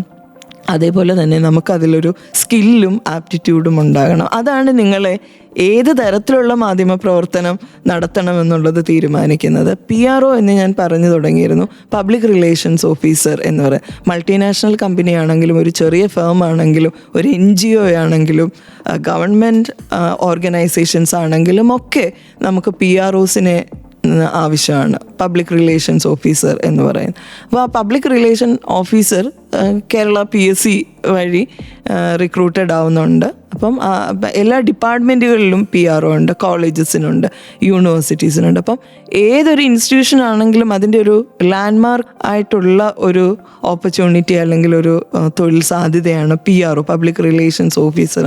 അതിന് ഒരു അത്തരത്തിലുള്ള ഇപ്പം കേരള മീഡിയ അക്കാദമിയുടെ കോഴ്സൊക്കെ പഠിക്കുകയാണെങ്കിൽ അവർ പ്രത്യേകം അഡ്വർടൈസിങ് ആൻഡ് PR എന്ന് പറയുന്ന ഒരു കോഴ്സ് അവിടെ റൺ ചെയ്യുന്നുണ്ട്. അപ്പം അതാണ് പോകാനെങ്കിൽ ഡിഗ്രി കഴിഞ്ഞതിന് ശേഷം നിങ്ങൾ അത് ഓപ്റ്റ് ചെയ്യുവാണെങ്കിൽ അങ്ങനെയുള്ള ഓപ്പർച്യൂണിറ്റി ഉണ്ട്. അഡ്വർടൈസിങ് മേഖലയെക്കുറിച്ച് പഠിക്കാൻ ഇപ്പം ധാരാളം ഡിസൈനിങ് പഠിക്കാനായിട്ടുള്ള കോഴ്സസ് ഉണ്ട്, ഡിജിറ്റൽ മാർക്കറ്റിംഗ് കോഴ്സസ് ഉണ്ട്. അപ്പം നമുക്ക് എന്താണോ നമ്മുടെ കപ്പ് ഓഫ് ടീ എന്താണ് എന്നുള്ളത് നമ്മൾ ഐഡൻറ്റിഫൈ ചെയ്യുക ആണ് പ്രധാനമായിട്ടും ഇതിലുള്ളത്. പിന്നെ ഒരു വലിയ മേഖല സ്ക്രിപ്റ്റ് റൈറ്റിംഗ് തുടങ്ങിയുള്ളത്. അപ്പം നമ്മൾ അതിൻ്റെ ബേസ് എന്ന് പറയുന്നത് ജേർണലിസം പഠിക്കുമ്പം നമ്മൾ പ്രാക്ടീസ് ചെയ്യുകയാണ്. ഇപ്പോൾ ഡോക്യുമെൻ്ററി പഠിക്കാനുണ്ടാവും, ഫിലിമിനെ കുറിച്ചുള്ള ഫിലിം അനാലിസിസ്, ഫിലിം സ്റ്റഡീസ് എന്തായാലും മാസ്റ്റേഴ്സിൽ ജേർണലിസം പഠിക്കുമ്പോൾ ഒരു കമ്പണൻ്റ് ആണ്. അപ്പം ഫിലിം റിവ്യൂയിങ്, ഒരു ഫിലിം ജേർണലിസ്റ്റായിട്ട് നിങ്ങൾക്ക് മാറാനായിട്ട് പറ്റും. അല്ല നമ്മുടെ ഒരു മേഖല കുറച്ച് അന്വേഷണാത്മകമായിട്ടുള്ള ഒരു എക്സ്പ്ലോറിംഗ് ആയിട്ടുള്ള ഒരു ഇൻപുട്ടാണ് നമുക്ക് ഉള്ളത് എങ്കിൽ നമുക്ക് ആ തരത്തിലൊരു ഇൻവെസ്റ്റിഗേറ്റീവ് ജേർണലിസ്റ്റായിട്ട് മാറാം. കുറച്ചുകൂടെ സൊസൈറ്റിയോട് അടുത്ത് നിൽക്കുന്ന ഒരു വ്യക്തിയാണ് നിങ്ങൾക്കൊരു സോഷ്യൽ ആക്ടിവിസത്തിൻ്റെ എലമെൻ്റ് ഉണ്ടെങ്കിൽ നിങ്ങൾക്കൊരു ഡെവലപ്മെൻറ്റ് ജേർണലിസ്റ്റായിട്ട് മാറാം. അഡ്വർടൈസിങ് മേഖലയാണെങ്കിൽ നമുക്ക് അഡ്വർടൈസിങ്ങിൽ കുറേ അധികം തൊഴിൽ സാധ്യതയുള്ളൊരു മേഖലയാണ്. പബ്ലിക് റിലേഷൻസ് ഉണ്ട്, അതേപോലെ തന്നെ ഫിലിം റിലേറ്റഡ് ആയിട്ടുള്ള കുറേ അധികം ഫിലിം ജേർണലിസം എന്ന് പറയുന്ന ഒരു പ്രത്യേക സാധ്യത തന്നെ അവിടെ ഉണ്ട്. അപ്പം ധാരാളം തൊഴിൽ മേഖലകൾ. കാരണം ഇന്നത്തെ ലോകം, നമുക്ക് ചുറ്റുമുള്ള ലോകം താല്പര്യപ്പെടും. നമ്മളിപ്പോൾ പറയും ഈ കാലഘട്ടത്തിനെ നമ്മൾ പറയുന്ന ഇൻഫർമേഷൻ ഏജ് എന്ന വൈജ്ഞാനിക യുഗം എന്ന് പറയുന്നത്, നമ്മുടെ നോളജ് എക്കോണമി എന്നാണ് നമ്മൾ പറയുന്നത്. അപ്പം നിങ്ങൾക്ക് എന്ത് കയ്യിലുണ്ടോ അതിനെ നമുക്ക് ഒരു പ്രോഡക്റ്റായിട്ട് എത്തിക്കാൻ പറ്റുന്ന രീതിയിൽ നിങ്ങൾ കേപ്പബിൾ ആണെങ്കിൽ ധാരാളം തൊഴിൽ സാധ്യതകൾ. കാരണം ജേർണലിസം പഠിച്ചു കഴിഞ്ഞാൽ നമുക്ക് ഈ ഒരു മേഖലയെക്കുറിച്ചുള്ള അറിവിൻ്റെ ഒരു വലിയ ആകാശം നമ്മുടെ മുന്നിൽ തുറന്നു വയ്ക്കുക.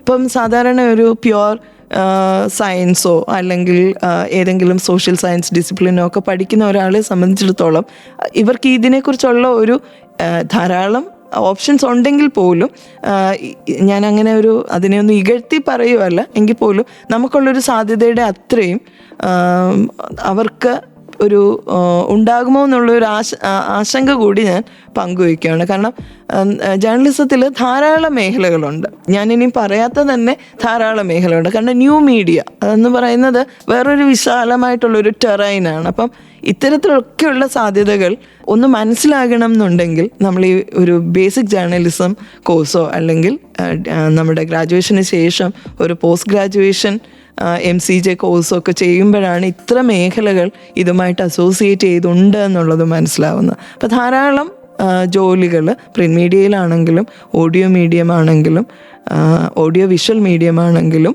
കണ്ടൻറ് ഡെവലപ്പിംഗ് ആണെങ്കിലും അതേപോലെ PR അഡ്വർടൈസിങ്, ധാരാളം ഓപ്പർച്യൂണിറ്റീസ് ഉണ്ട്. ഡിസൈഡ് ചെയ്യപ്പെടുന്നത് നിങ്ങളുടെ സ്കില്ലും ആപ്റ്റിറ്റ്യൂഡും പാഷനുമാണ്. ഓക്കെ, അപ്പോൾ എന്തായാലും മാം ഇതിനിടയിൽ പറഞ്ഞൊരു കാര്യമാണ്, ഇറ്റ്സ് ആൻ അംബ്രല്ല ടേം ഈ ഒരു ജേർണലിസം എന്ന് പറഞ്ഞത്. അപ്പോൾ ഇതിന് കീഴിൽ ഒരുപാട് മേഖലകളുണ്ട്, ഒരുപാട് ഓപ്പർച്യൂണിറ്റീസ് ഉണ്ട്.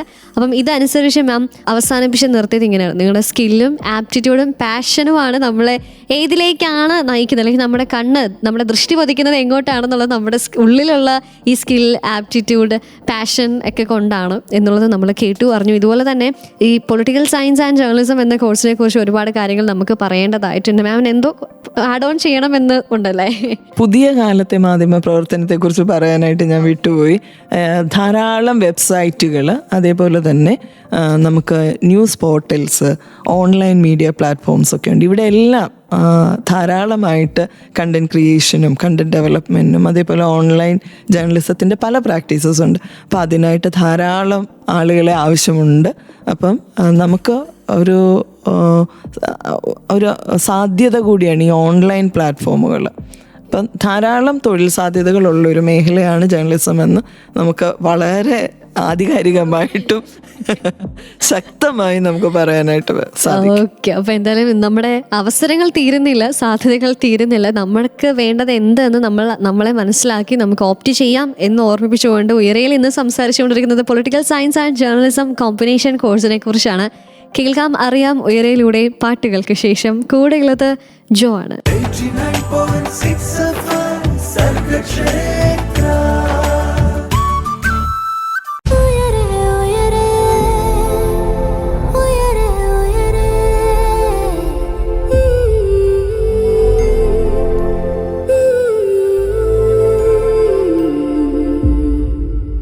സർഗക്ഷേത്ര 89.6 FM ഉയരെയാണ്. പറക്കാൻ കൊതിക്കുന്നവർക്ക് ചിറകായി ഉയരെ. ഇന്ന് ഉയരയിൽ നമ്മൾ കേട്ടുകൊണ്ടിരിക്കുന്നത് political science and journalism combination കോഴ്സിനെ കുറിച്ചാണ്.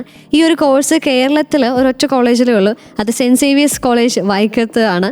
ആ ഒരു കോളേജിലെ അസിസ്റ്റന്റ് പ്രൊഫസറായിട്ടുള്ള പാർവതി ചന്ദ്രൻ മാം ആണ് നമ്മുടെ കൂടെ ഉള്ളത്. മാം, നമ്മൾ ഈ ഒരു കോഴ്സിനെ കുറിച്ച് കൂടുതൽ ഡീറ്റെയിൽ ആയിട്ട് അറിഞ്ഞുകൊണ്ടേ ഇരിക്കുകയാണ്. അപ്പം ഇനി ചോദിക്കാനായിട്ടുള്ളത്, ഈ ഒരു കോഴ്സിൽ എന്തൊക്കെയാണ് നമ്മൾ പഠിക്കുന്നത്, സിലബസിൽ എന്തൊക്കെയാണ് അടങ്ങിയിട്ടുള്ളത്?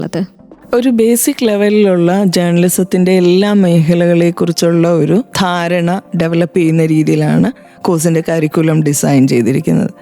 അപ്പം പറയുകയാണെങ്കിൽ നമ്മൾ ഇപ്പോൾ ചെയ്തുകൊണ്ടിരിക്കുന്നതാണെങ്കിലും എനിക്ക് തോന്നുന്നു നമ്മുടെ ഒരു പ്രൈമറി നീഡായിട്ട് നമ്മളിപ്പം ഐഡൻറ്റിഫൈ ചെയ്യുന്നത്, എനിക്ക് തോന്നുന്നു ഏറ്റവും കൂടുതൽ ആളുകൾക്ക് ഇപ്പോൾ സ്ക്രീൻ ടൈം ആയിരിക്കും ഉള്ളത്. നമ്മൾ എന്താണ് നമ്മുടെയൊക്കെ ഏറ്റവും കൂടുതൽ സമയം നമ്മൾ എന്തിനു വേണ്ടിയിട്ടാണ് ചിലവാക്കുന്നതെന്ന് ചോദിച്ചു കഴിഞ്ഞാൽ നമ്മൾ ഓൺലൈൻ പ്ലാറ്റ്ഫോമുകളിലായിരിക്കും. അതേപോലെ തന്നെ നമ്മുടെ സ്ക്രീൻ ടൈമാണ്, നമ്മുടെ ഒരു ബയോളജിക്കൽ ക്ലോക്കൊക്കെ ഒന്ന് വെറുതെ ഇവാലുവേറ്റ് ചെയ്ത് കഴിഞ്ഞാൽ നമുക്ക് സ്ക്രീൻ ടൈമാണ് ഏറ്റവും കൂടുതലുള്ളത്. അപ്പോൾ നമ്മൾ ജേർണലിസത്തിൽ ഒരു ബേസിക് ധാരണ എന്തൊക്കെയാണ് മീഡിയ ആക്ടിവിറ്റീസ് അല്ലെങ്കിൽ ഒരു ജേർണലിസ്റ്റിക് ആക്ടിവിറ്റീസ് എന്തൊക്കെയാണെന്നുള്ളതിനെ കുറിച്ചുള്ളൊരു അടിസ്ഥാന ധാരണയാണ്. ഒരു അഡ്വാൻസ്ഡ് ആയിട്ടുള്ള ലെവലിലേക്ക് നമുക്ക് പോകാൻ പറ്റുന്നില്ലെങ്കിൽ പോലും ഏറ്റവും അനിവാര്യത ഞാൻ ഈ പറഞ്ഞു തുടങ്ങിയത് നമ്മുടെ സ്ക്രീൻ ടൈമിനെ കുറിച്ചാണ്. അപ്പോൾ കമ്മ്യൂണിക്കേഷൻ എന്ന് പറയുന്ന ഒരു ആസ്പെക്റ്റ് ഇല്ലാതെ നമുക്ക് അചിന്തനീയമായിട്ടുള്ളൊരു ജീവിതാവസ്ഥയാണ് നമുക്ക് ചുറ്റുമുള്ളത്. ഇപ്പം നമ്മൾ ചെയ്തുകൊണ്ടിരിക്കുന്നതും കമ്മ്യൂണിക്കേഷനാണ്. അറിയുകയും പറയുകയും ഒക്കെ ചെയ്തുകൊണ്ട് ആണ് നമ്മുടെ ജീവിതം മുന്നോട്ട് പോകുന്നത്. അപ്പോൾ കമ്മ്യൂണിക്കേഷൻ എന്ന് പറയുന്ന അതിൻ്റെ ഒരു മാഗ്നിറ്റ്യൂഡ് എന്താണ് വാട്ട് ഈസ് കമ്മ്യൂണിക്കേഷൻ തുടങ്ങി അതിൻ്റെ ഡിഫറെൻറ്റ് ഡിമെൻഷൻസിനെ കുറിച്ച് നമ്മൾ പഠിക്കുന്നുണ്ട്. അതേപോലെ അതിൻ്റെ തിയററ്റിക്കൽ പേഴ്സ്പെക്റ്റീവ്സും അതും അറിയണമല്ലോ. നമുക്കൊരു സബ്ജക്റ്റിനെ കുറിച്ചുള്ളൊരു ധാരണ കംപ്ലീറ്റ് ആകുന്ന അതിൻ്റെ ഒരു സൈദ്ധാന്തികമായിട്ടുള്ള കാര്യങ്ങളും കൂടി മനസ്സിലാക്കുമ്പോഴാണ്. അപ്പോൾ തിയററ്റിക്കൽ പേഴ്സ്പെക്റ്റീവ്സ് ഉണ്ട്. അതേപോലെ തന്നെ ജേർണലിസത്തിൻ്റെ ബേസിക് കമ്പോണൻസ് ആയിട്ടുള്ള ജേർണലിസത്തിൻ്റെ എസൻസ് എന്ന് പറയുന്നത് കളക്ഷൻ ഓഫ് ന്യൂസാണ്. അതായത് റിപ്പോർട്ടിങ്ങിനെ കുറിച്ചുള്ള പഠനമുണ്ട്. അതേപോലെ തന്നെ റിപ്പോർട്ടിംഗ് കഴിഞ്ഞാൽ അടുത്തത് പ്രൊഡക്ഷൻ ഓഫ് ന്യൂസ് എന്നൊക്കെ പറയുന്ന ആസ്പെക്റ്റിൽ ന്യൂസ് എഡിറ്റിംഗ് നമ്മൾ പഠിപ്പിക്കുന്നുണ്ട്. അത് എല്ലാത്തിൻ്റെയും, അതായത് എങ്ങനെയാണ് പ്രിൻറ്റ് മീഡിയയിൽ എഡിറ്റിംഗ് നടക്കുന്നത്, ഓഡിയോ വിഷ്വൽ മീഡിയയിൽ എങ്ങനെയാണ്, ഓഡിയോ മീഡിയയിൽ എങ്ങനെയാണ് എഡിറ്റിംഗ്, ആ എഡിറ്റിങ്ങിൻ്റെ ബേസിക് കോൺസെപ്റ്റ്സ് ഒക്കെ നമ്മൾ കരിക്കുലത്തിൽ ഉൾപ്പെടുത്തിയിട്ടുണ്ട്. പിന്നെ ഒരു മേജർ ഷെയർ ജേർണലിസവുമായിട്ട് ഡയറക്റ്റായിട്ട് ബന്ധമില്ലെങ്കിലും ജേർണലിസത്തിൻ്റെ ഓഫ് ഷൂട്ടായിട്ട് നമ്മൾ കണക്കാക്കുന്ന അഡ്വർടൈസിങ് എന്ന് പറയുന്ന അഡ്വർടൈസിങ്ങിനെ കുറിച്ച് ഒരു ആഡ് കോപ്പി റൈറ്റിംഗ്, ഒരു ആഡ് ഫിലിം മേക്കിംഗ് തുടങ്ങിയുള്ള കാര്യങ്ങളൊക്കെ നമ്മൾ പഠിക്കുകയും പ്രാക്ടീസ് ചെയ്യുകയും ചെയ്യുന്നുണ്ട്. അതേപോലെ തന്നെ പബ്ലിക് റിലേഷൻസ്, അതൊരു വലിയൊരു ഏരിയയാണ് നമുക്ക്. അപ്പം അതിനെക്കുറിച്ചുള്ള പഠനം PR നമ്മൾ പഠിക്കുന്നുണ്ട്. പിന്നെ നമ്മുടെ പ്രാക്ടീസിങ് ജേർണലിസം, ഇപ്പം ഡിജിറ്റൽ ലിറ്ററസി, ഇപ്പോഴും കുറച്ചുകൂടെ അഡ്വാൻസ്ഡ് ആയിട്ട് നമ്മൾ AIN മീഡിയ തുടങ്ങിയുള്ള, ഇപ്പം നമ്മൾ ചാറ്റ് GPT-യിലാണല്ലോ എല്ലാവരും, അല്ലെങ്കിൽ മെറ്റ AI ഒക്കെ ആയിരിക്കുമല്ലോ നമ്മുടെ കണ്ടൻറ് ക്രിയേഷന് വേണ്ടിയിട്ട്. അപ്പോൾ അത് കുറച്ചുകൂടി ഇഫക്റ്റീവായിട്ട് എങ്ങനെ യൂട്ടിലൈസ് ചെയ്യാം, ഫാക്ട് ചെക്കിങ് എങ്ങനെ നടത്താം തുടങ്ങിയുള്ള ഒരു മീഡിയ ലിറ്ററസി എന്ന് പറയുന്ന ഒരു വലിയ സാധ്യതയുണ്ട്, ഒരു സങ്കല്പമുണ്ട്. അപ്പോൾ അതിനെക്കുറിച്ചുള്ള ഈ FIUGPയിൽ ഇത്തരത്തിലുള്ള കോഴ്സുകളിലൂടെ നമ്മൾ conventional editing, reporting, advertising, PR അല്ലാതെ കുറച്ചുകൂടി ഒരു ഡിജിറ്റൽ മീഡിയ പ്ലാറ്റ്ഫോമുകളിലുള്ള ജേർണലിസ്റ്റിക് എക്സസൈസസിനെ കുറിച്ചുള്ള കുറച്ച് കമ്പോണൻസ് കൂടി നമ്മൾ ജേർണലിസത്തിൽ ഉൾപ്പെടുത്തിയിട്ടുണ്ട്. ഇതേപോലെ തന്നെ പൊളിറ്റിക്കൽ സയൻസിനെ ഞാൻ പറഞ്ഞു ഈക്വൽ വെയിറ്റ് ആണ് നമ്മൾ കരിക്കുലത്തിൽ ഉൾപ്പെടുത്തിയിട്ടുള്ളത്. അപ്പം പൊളിറ്റിക്കൽ സയൻസിൻ്റെ എല്ലാ ബേസിക് കോൺസെപ്റ്റ്സും, ലൈക്ക് പൊളിറ്റിക്കൽ സയൻസിൻ്റെ ഒരു പേഴ്സ്പെക്റ്റീവ് എന്താണെന്നുള്ളത്, എന്താണ് സോഷ്യൽ സയൻസ്, എങ്ങനെയാണ് ഫിലോസഫിയിൽ നിന്ന് സോഷ്യൽ സയൻസ് എമർജ് ചെയ്ത് അതൊരു പൊളിറ്റിക്കൽ സയൻസ് എന്ന് പറയുന്ന ഒരു അക്കാദമിക് ഡിസിപ്ലിനായിട്ട് രൂപപ്പെട്ടത് തുടങ്ങിയുള്ള ഒരു ചരിത്രം, ഒരു പേഴ്സ്പെക്റ്റീവ് ഡെവലപ്പ് ചെയ്യുന്നുണ്ട്. ഒരു സ്റ്റുഡൻറ്റിനെ സംബന്ധിച്ചിടത്തോളം പഠിക്കുന്ന സബ്ജക്റ്റിൻ്റെ ഒരു ഡെവലപ്മെൻറ്റ് എങ്ങനെയാണെന്നുള്ളതിനെക്കുറിച്ചുള്ളൊരു ധാരണ ഉണ്ടാവണമല്ലോ. അതേപോലെ തന്നെ ഇന്ത്യൻ പൊളിറ്റിക്കൽ തോട്ടും വെസ്റ്റേൺ പൊളിറ്റിക്കൽ തോട്ട് തുടങ്ങിയുള്ള നമ്മുടെ പൊളിറ്റിക്കൽ സയൻസിൻ്റെ ഒരു കോർ ഏരിയ ഡിഗ്രിയിലൂടെ ഈ അണ്ടർ ഗ്രാജുവേറ്റ് കോഴ്സിൻ്റെ ഭാഗമായിട്ട് വയ്ക്കുന്നുണ്ട്. പിന്നെയുള്ള ഒരു പോർഷൻ എന്ന് പറഞ്ഞാൽ നമുക്ക് ഏറ്റവും അത്യാവശ്യമായിട്ട് നമ്മൾ നിരന്തരം ഇടപെടലുകൾ നടത്തുന്ന ലോയുടെ ഒരു കമ്പണൻറ്റ്. ഇപ്പോൾ ജേർണലിസത്തിലാണെങ്കിൽ മീഡിയ ലോ, ഇവിടെ ഹ്യൂമൻ റൈറ്റ്സ് എന്നുള്ള ഒരു പേഴ്സ്പെക്റ്റീവാണ്. പിന്നെ എൻവയോൺമെൻറ്റൽ റിലേറ്റഡ് ആയിട്ടുള്ള, അത് UGCയുടെ നിർദ്ദേശപ്രകാരമായിട്ടുള്ള ഒരു കമ്പോണൻ്റ് ഉണ്ട്. കാരണം നമ്മളൊരു എക്കോ ഫ്രണ്ട്ലി ഫിലോസഫി ഒക്കെ ഡെവലപ്പ് ചെയ്യേണ്ടത്, ആ ഒരു എക്കോ ഫ്രണ്ട്ലിനെസ് ഡെവലപ്പ് ചെയ്യുന്ന രീതിയിൽ ഹ്യൂമൻ റൈറ്റ്സും അതേപോലെ എൻവയോൺമെൻറ്റൽ റൈറ്റ്സും നമ്മൾ ഈവൻ ആനിമൽ റൈറ്റ്സും ഒക്കെ അതിൻ്റെ ഭാഗമായിട്ട് ഡിസ്കസ് ചെയ്യപ്പെടുന്നുണ്ട്. അപ്പോൾ അത്തരത്തിലുണ്ട്. പിന്നെ ഏറ്റവും പൊളിറ്റിക്കൽ സയൻസിൽ ഇൻ്റർനാഷണൽ റിലേഷൻസ് എന്ന് പറയുന്ന ഒരു മേഖലയുണ്ടല്ലോ. അപ്പോൾ അത് നമ്മുടെ കോഴ്സിൻ്റെ ഭാഗമായിട്ട് അതിൻ്റെ പേപ്പേഴ്സ്, ഇൻ്റർനാഷണൽ റിലേഷൻസ്, നമ്മുടെ ഒരു ഗ്ലോബൽ വ്യൂ ഡെവലപ്പ് ചെയ്യാനായിട്ടുള്ള സാധ്യമാകുന്ന രീതിയിലുള്ള ഇൻ്റർനാഷണൽ റിലേഷൻസ് ഉണ്ട്. പിന്നെ ഏറ്റവും കൂടുതൽ പൊളിറ്റിക്കൽ സയൻസിൻ്റെ പ്രാക്ടിക്കൽ ആപ്ലിക്കേഷൻ വരുന്ന പബ്ലിക് അഡ്മിനിസ്ട്രേഷനിലാണ്. പബ്ലിക് അഡ്മിനിസ്ട്രേഷൻ സാധാരണ ഡിഗ്രി ലെവലിലൊക്കെ പബ്ലിക് അഡ്മിനിസ്ട്രേഷൻ്റെ കോഴ്സസ് ഉണ്ട്, PGയിലും PG പബ്ലിക് അഡ്മിനിസ്ട്രേഷനൊക്കെ ഉണ്ട്. എങ്കിൽ പോലും ഇവിടെ പൊളിറ്റിക്കൽ സയൻസിൽ നമ്മൾ പബ്ലിക് അഡ്മിനിസ്ട്രേഷനും ഗവേണൻസും ഗവേണൻസ് തുടങ്ങിയുള്ള കുറേ അധികം വിഷയങ്ങൾ കൂടി നമ്മുടെ കരിക്കുലത്തിൻ്റെ ഭാഗമായിട്ട് ഉൾപ്പെടുത്തിയിട്ടുണ്ട്. ഓക്കെ, രണ്ടും ഈക്വൽ വെയിറ്റിലാണ്. കാരണം ഏതാണ്ട് പൊളിറ്റിക്കൽ സയൻസ് പഠിക്കുന്ന ഒരാൾക്ക് ഒരു ഗ്ലോബൽ ഔട്ട്ലുക്ക് ഉണ്ടാവണം, ഇൻ്റർനാഷണൽ റിലേഷൻസിനെ കുറിച്ചുള്ളൊരു ധാരണ ഉണ്ടാകണം. അതേപോലെ തന്നെ നമ്മൾ ഈ ഹ്യൂമാനിറ്റീസിൽ നമ്മുടെ മനസ്സിൽ സൊസൈറ്റിയോടുള്ളൊരു സൊസൈറ്റൽ കൺസേൺ ഡെവലപ്പ് ചെയ്യണം.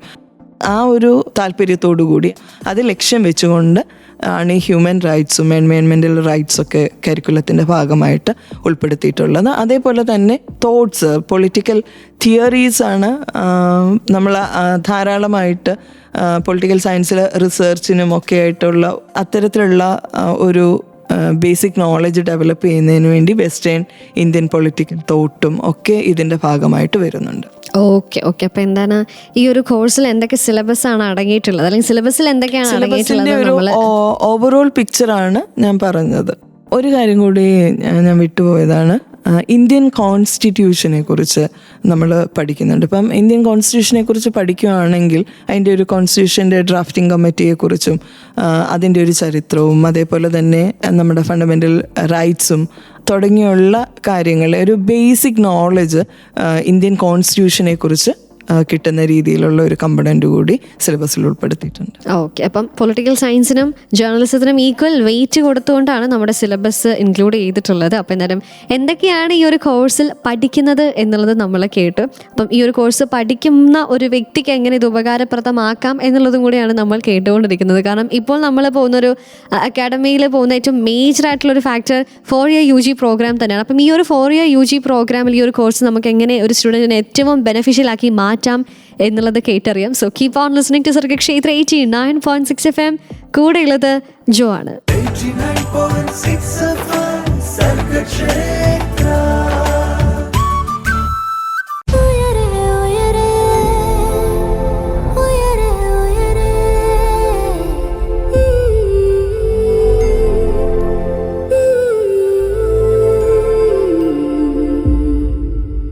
Welcome back to Uyare on Sargakshetra 89.6 FM. പറക്കാൻ കൊതിക്കുന്നവർക്ക് ചിറകായി ഉയരെ. ഓരോരുത്തരും പറക്കാൻ ആഗ്രഹിക്കുന്നത് പല ദിശയിലേക്കായിരിക്കും.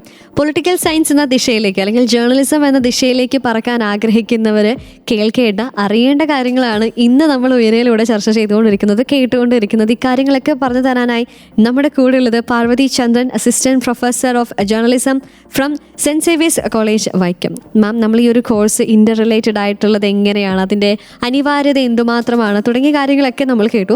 ആൻഡ് ഇപ്പോൾ അക്കാഡമിക് ഇയറിൽ ഏറ്റവും സ്പെഷ്യലായി നിൽക്കുന്ന ഒരു കാര്യം എന്ന് പറയുന്നത് നമ്മൾ 4 year UG പ്രോഗ്രാമിലാണ് എന്നുള്ളതാണ്. അപ്പം ഈ 4 year UG പ്രോഗ്രാമിൻ്റെ കീഴിൽ വരുമ്പോൾ ഈ പൊളിറ്റിക്കൽ സയൻസ് ആൻഡ് ജേർണലിസം എടുത്ത കുട്ടിക്ക് മറ്റെന്തെങ്കിലും കോഴ്സുകൾ പഠിക്കാനുള്ള സാധ്യതയുണ്ടോ? ഇപ്പം മൈനറായിട്ട് മറ്റോ എന്തെങ്കിലും സാധ്യതകൾ ഏതൊക്കെയാണ്? നമ്മുടെ യൂണിവേഴ്സിറ്റി ഒരു ഏറ്റവും അക്കാദമിക് ഫ്ലെക്സിബിലിറ്റി FIUGP പ്രോഗ്രാം ഇപ്പോൾ നമ്മൾ 4 year ഡിഗ്രി പ്രോഗ്രാം ആകുമ്പോൾ എല്ലാവർക്കും അതിനെക്കുറിച്ചൊരു ഭയമാണുള്ളത്. കാരണം നമ്മൾ ഇതുവരെ നമ്മുടെ ഒരു ചരിത്രത്തിൽ 3 year ആയിരുന്നു. പിന്നെ അല്ലെങ്കിൽ ഓണേഴ്സ് ഡിഗ്രിയൊക്കെ പണ്ട് ഉണ്ടായിരുന്നു. പിന്നെ പുറത്ത് നമ്മുടെ കേരളത്തിന് വെളിയിലുള്ള പല യൂണിവേഴ്സിറ്റികളും ഓണേഴ്സ് പ്രോഗ്രാമൊക്കെ ഓഫർ ചെയ്യുന്നുണ്ടായിരുന്നു. പക്ഷെ അതെല്ലാം 3 year ലിമിറ്റഡ് ആയിരുന്നു. 3 വർഷം കൊണ്ട് നമുക്ക് ഡിഗ്രി നേടാനാവും എന്നുള്ളതായിരുന്നു എല്ലാവരുടെയും അങ്ങനെ ഒരു വിശ്വാസമോ അല്ലെങ്കിൽ ഒരു ആചാരമൊക്കെ ആയിട്ടാണ് ഈ 3 year എന്നുള്ള അതൊരു സംസ്കാരമായിരുന്നു എന്ന് വേണേ, ഒരു അക്കാദമിക് കൾച്ചറായിരുന്നു എന്ന് നമുക്ക് പറയാം. പക്ഷെ ഇപ്പോൾ വന്നിട്ടുള്ള അതായത് പുതുതായിട്ട് നമ്മൾ ഡിസൈൻ ചെയ്ത FIUGP പ്രോഗ്രാമിനുള്ളത് മാക്സിമം അക്കാദമിക് ഫ്ലെക്സിബിലിറ്റിയാണ്. അതായത് നമുക്ക് ഒരു വർഷം കഴിയുമ്പം വേണമെങ്കിൽ നമുക്ക് നമ്മൾ പഠിച്ച ഡിസിപ്ലിനിൽ നിന്ന് മാറി വേറെ ഏതെങ്കിലും ഒരു വിഷയം, ഇപ്പം നമ്മൾ അന്നേരമായിരിക്കും ഒരു പുതിയ വിഷയത്തെക്കുറിച്ച് അറിയുന്നത്, അത് ആ കോളേജിൽ ഓഫർ ചെയ്യുന്നുണ്ടെങ്കിൽ അല്ലെങ്കിൽ അത് വേറെ ഏതെങ്കിലും കോളേജിൽ ഓഫർ ചെയ്യുന്നുണ്ടെങ്കിൽ ആ കുട്ടിക്കത് പിന്നെ ഓപ്റ്റ് ചെയ്യാനുള്ള ഒരു ഫെസിലിറ്റി, അത് അത്രയും അക്കാദമിക് ഫ്ലെക്സിബിലിറ്റി ഈ FIUGP പ്രോഗ്രാം ഓഫർ ചെയ്യുന്നുണ്ട്.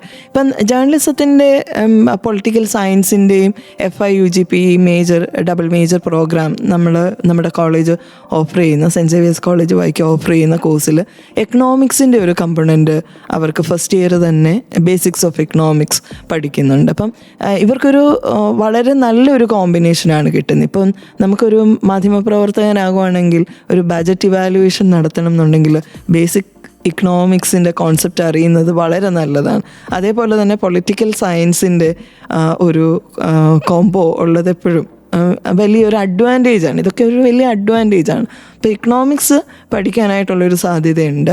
അതേപോലെ തന്നെ political science double major journalism double മേജറായിട്ട് ഓപ്റ്റ് ചെയ്തിരിക്കുന്നവർക്ക് നമ്മുടെ ഈ കോഴ്സിൻ്റെ ഭാഗമായിട്ട് MDC എന്ന് പറയുന്ന ഒരു കമ്പോണൻ്റ് ഉണ്ട്, മൾട്ടി ഡിസിപ്ലിനറി കോഴ്സസ്.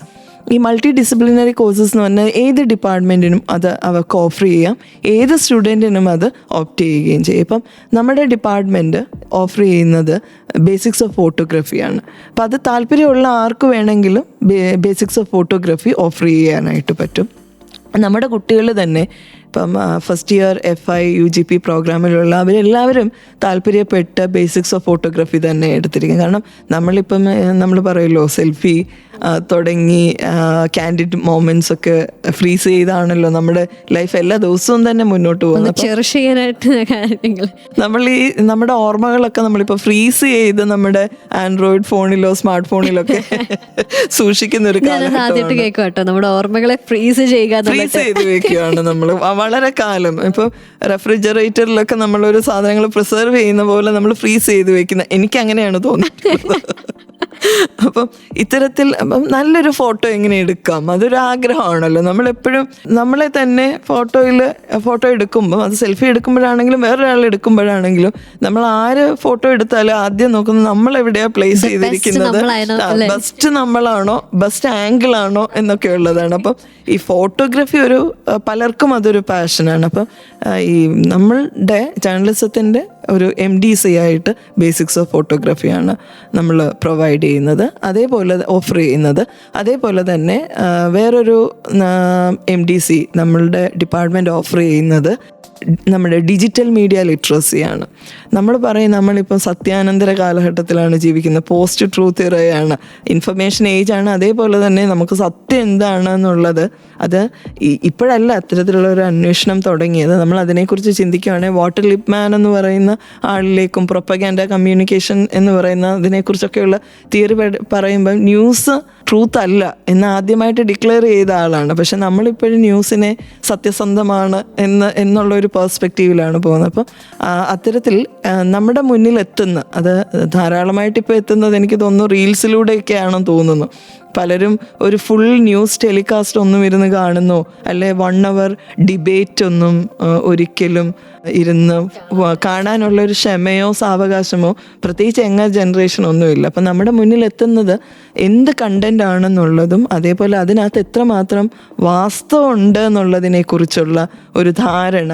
നമ്മൾ റാഷമൺ എന്ന് പറഞ്ഞിട്ടുള്ള ഒരു ജാപ്പനീസ് മൂവിയുണ്ട് അകിര കുറോസാവയുടെ. അപ്പം അതിനകത്ത് ഒരു ഇൻസിഡൻ്റ് ആണ് നടന്നത്, പക്ഷെ 4 പേര് 4 രീതിയിൽ ആ കഥ പറയുന്നുണ്ട്. അപ്പോൾ ഇതിലേതാ സത്യമെന്നാണ് ഫിലിം മേക്കർ ഡയറക്ടർ നമ്മളോട് ചോദിക്കുന്നത്. അപ്പോൾ അതേപോലെയാണ് നമ്മുടെ മുന്നിൽ നിരവധി കണ്ടന്റുകളാണ് എത്തുന്നത്. അതിൽ ഏതാണ് സത്യം, ഏതാണ് മിഥ്യ, ഏതാണ് വാസ്തവം അവാസ്തവം എന്നൊക്കെയുള്ളൊരു കൺഫ്യൂഷനിൽ ജീവിക്കുന്ന ഒരു കാലഘട്ടം കൂടിയാണ്. അപ്പം ഈ മീഡിയ ലിറ്ററസി എന്ന് പറയുന്നത് പണ്ട് നമ്മളെ ഒരു എന്താ പറയുക, നമ്മൾ ഇലിറ്ററേറ്റ് എന്നുള്ള ഇതിൽ നിന്നും ലിറ്ററേറ്റിലേക്ക് സാക്ഷരതയിലൂടെയൊക്കെ നമ്മൾ വന്നു.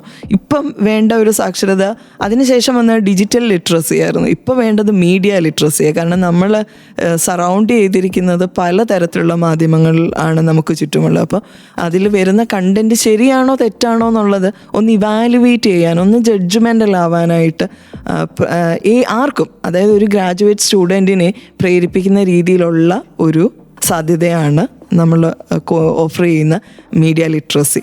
പിന്നെയുള്ള ഒരു വളരെ അട്രാക്റ്റീവായിട്ടുള്ളൊരു കോഴ്സ് കമ്പണൻ്റാണ് മൊബൈൽ ജേർണലിസം. മോജോ എന്നൊക്കെ നമ്മൾ പറയാറുണ്ട്, മൊബൈൽ ജേർണലിസം. അപ്പോൾ നമുക്കൊരു മൊബൈൽ ഫോൺ ഉണ്ടെങ്കിൽ നമുക്ക് എന്ത് വേണമെങ്കിലും നടത്താം എന്നുള്ളൊരവസ്ഥയാണ് ഇപ്പം.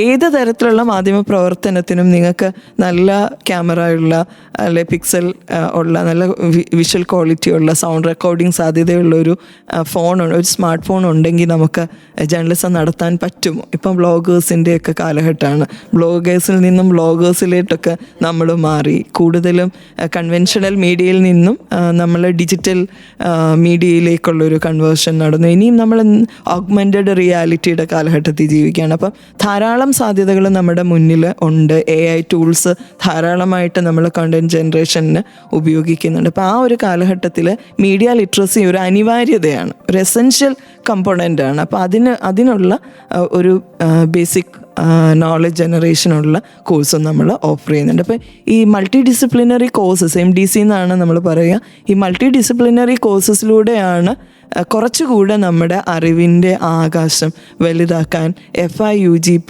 പ്രോഗ്രാമുകൾ ഒരു സ്റ്റുഡൻറ്റിനെ സഹായിക്കുന്നത്. യെസ്, നമ്മൾ ഈ ഒരു 4A UG പ്രോഗ്രാമിനെ കുറിച്ച് പറയുകയാണെങ്കിൽ ഒരു സ്റ്റുഡൻറ് സെൻട്രിക് പ്രോഗ്രാം എന്ന് തന്നെയാണ് പറയാനായിട്ട് സാധിക്കുന്നത്. ഈ ഒരു 4 year UGP എങ്ങനെയാണ് പൊളിറ്റിക്കൽ സയൻസ് ആൻഡ് ജേർണലിസം എന്ന കോഴ്സ് നമുക്ക് ഉപകാരപ്പെടുന്നത് എന്നും ആൻഡ് സെൻറ്റ് സേവിയേഴ്സ് കോളേജിൽ നമുക്ക് ചൂസ് ചെയ്യാൻ പറ്റുന്ന അല്ലെങ്കിൽ നൽകുന്ന മൾട്ടി ഡിസിപ്ലിനറി കോഴ്സുകൾ ഏതൊക്കെ എന്നുള്ളതും ഒക്കെ നമ്മൾ കേട്ടു. നമ്മുടെ പാഷൻ എന്താണെന്ന് തിരിച്ചറിഞ്ഞ് ഒരു കുട്ടി ഒരു 4 year UGP അപ്രോച്ച് ചെയ്യുകയാണെങ്കിൽ അവർക്ക് നല്ലൊരു റിസൾട്ട് തന്നെ കാണാനായിട്ട് സാധിക്കും എന്നുള്ളതും ഓർമ്മിപ്പിച്ചുകൊണ്ട് എന്തായാലും പാട്ടുകളിലേക്കാണ് പോകുന്നത്. പാട്ടുകൾക്ക് ശേഷം കേൾക്കാം പൊളിറ്റിക്കൽ സയൻസ് ആൻഡ് ജേർണലിസം എന്ന കോമ്പിനേഷൻ കോഴ്സിൻ്റെ മറ്റ് വിശേഷങ്ങൾ, നമ്മൾ അറിഞ്ഞിരിക്കേണ്ട മറ്റ് തലങ്ങൾ ഏതൊക്കെ എന്നുള്ളത്. So keep on listening to Sargakshetra 89.6 FM. കാതോരം കരുതലായി കാലത്തിനൊപ്പം. 89.6 FM സർഗക്ഷേത്ര.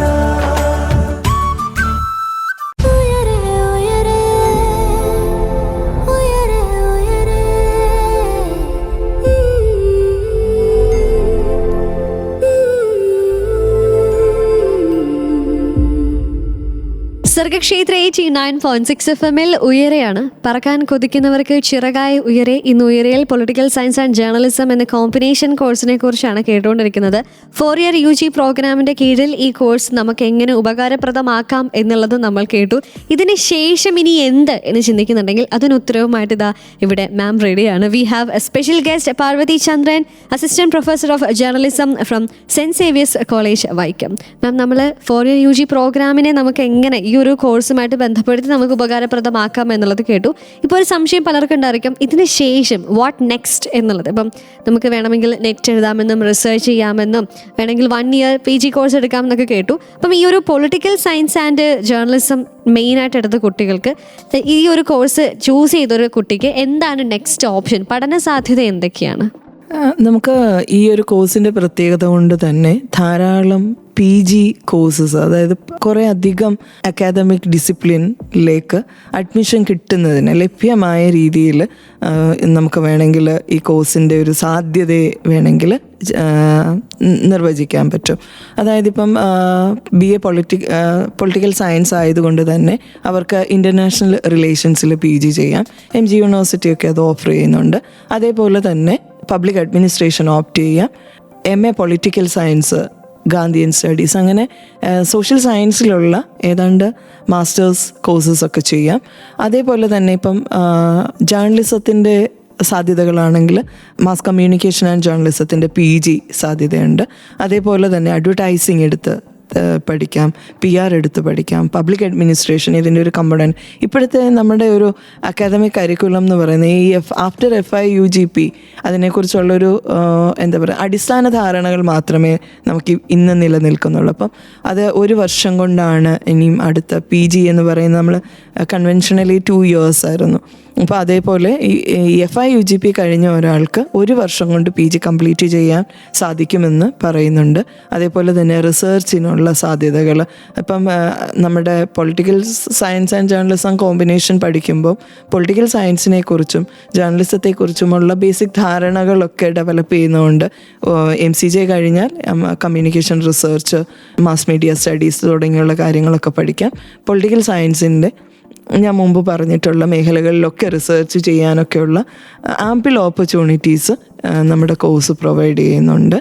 പിന്നെ അതേപോലെ തന്നെ ഇപ്പം MSW-നാണെങ്കിലും ഒരു സൊസൈറ്റിയെക്കുറിച്ചും മീഡിയയെക്കുറിച്ചും ഒക്കെയുള്ള ഒരു ജനറൽ അവയർനെസ് ഉള്ളത് കൊണ്ട് ഏത് സോഷ്യൽ സയൻസ് ഡിസിപ്ലിനിൽ പോയാലും കുറച്ചുകൂടെ ഒരു ധാരണയോട്, കുറച്ചുകൂടെ ഒരു ഒബ്ജക്റ്റീവായിട്ട് അതിനെ വിലയിരുത്താനും പഠിക്കാനും ഒക്കെയുള്ള ഒരു ഗ്രൗണ്ട് നോളജ്, ഒരു ഗ്രൂമിങ് ഈ കോഴ്സിലൂടെ സാധ്യമാകും എന്നാണ് ഞാൻ വിശ്വസിക്കുന്നത്.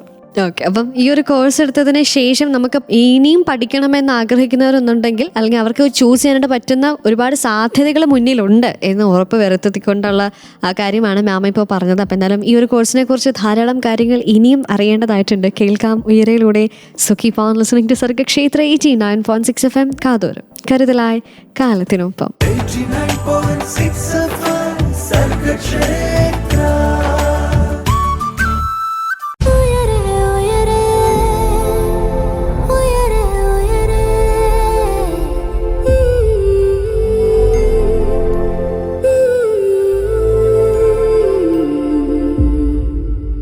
സർഗക്ഷേത്ര 89.6 FM ഉയരെയാണ്. പറക്കാൻ കൊതിക്കുന്നവർക്ക് ചിറകായി ഉയരെ. പൊളിറ്റിക്കൽ സയൻസ് ആൻഡ് ജേർണലിസം എന്ന കോമ്പിനേഷൻ കോഴ്സിനെ കുറിച്ച് സംസാരിച്ചുകൊണ്ടിരിക്കുമ്പോൾ ഈ ഒരു കോഴ്സിനെ കുറിച്ച് സംസാരിക്കാനായിട്ട് നമ്മുടെ കൂടെ ഉള്ളത് സെന്റ് സേവിയേഴ്സ് കോളേജ് വൈക്കം. അവളെ ജേർണലിസം ഡിപ്പാർട്ട്മെന്റിലെ അസിസ്റ്റന്റ് പ്രൊഫസറായ പാർവതി ചന്ദ്രൻ മാമാണ്. മാം നമ്മൾ സംസാരിച്ചപ്പോൾ പറഞ്ഞു 13 വർഷമായിട്ട് ഈ ഒരു മേഖലയിലാണ്, അധ്യാപക മേഖലയിൽ മാം തുടർന്നുകൊണ്ടേയിരിക്കുന്നു, സഞ്ചരിച്ചുകൊണ്ടേയിരിക്കുന്നു. അപ്പം മാമിനോട് ചോദിക്കാനുള്ള ഒരു കാര്യം എന്താണെന്ന് വെച്ചാൽ, ഇപ്പം 2025 വരുമ്പോഴും കുട്ടികൾക്ക് ഈ ഒരു വിഷയത്തോടുള്ള അപ്രോച്ച് എന്തുമാത്രമായി അവർ പോസിറ്റീവ്ലി അപ്രോച്ച് ചെയ്യുന്നുണ്ട്? കുട്ടികൾക്ക് ആ ഒരു എന്താ പറയുക, അറിയാനുള്ള ഒരു ആഗ്രഹം കൂടിക്കൊണ്ടുവരികയാണ്. എന്താണ് കുട്ടികൾക്ക് ഈ ഒരു വിഷയത്തോടുള്ള ഒരു അപ്രോച്ച് എന്തുമാത്രം വർദ്ധിച്ചു അല്ലെങ്കിൽ ഇരട്ടിച്ചു? എങ്ങനെയാണ് അതിൻ്റെ ഒരു അവസ്ഥ എങ്ങനെയാണ്? എൻ്റെ ഒരു 13 വർഷത്തെ അധ്യാപന ജീവിതത്തിൻ്റെ ഇടയിൽ ഞാൻ മനസ്സിലാക്കിയിട്ടുള്ളത്, എനിക്ക് കിട്ടുന്ന കുട്ടികൾ, പ്രത്യേകിച്ച് പൊളിറ്റിക്കൽ സയൻസും ജേർണലിസം ഓപ്റ്റ് ചെയ്യുന്ന കുട്ടികൾ ഒരു റെയർ ബ്ലെൻഡാണ്.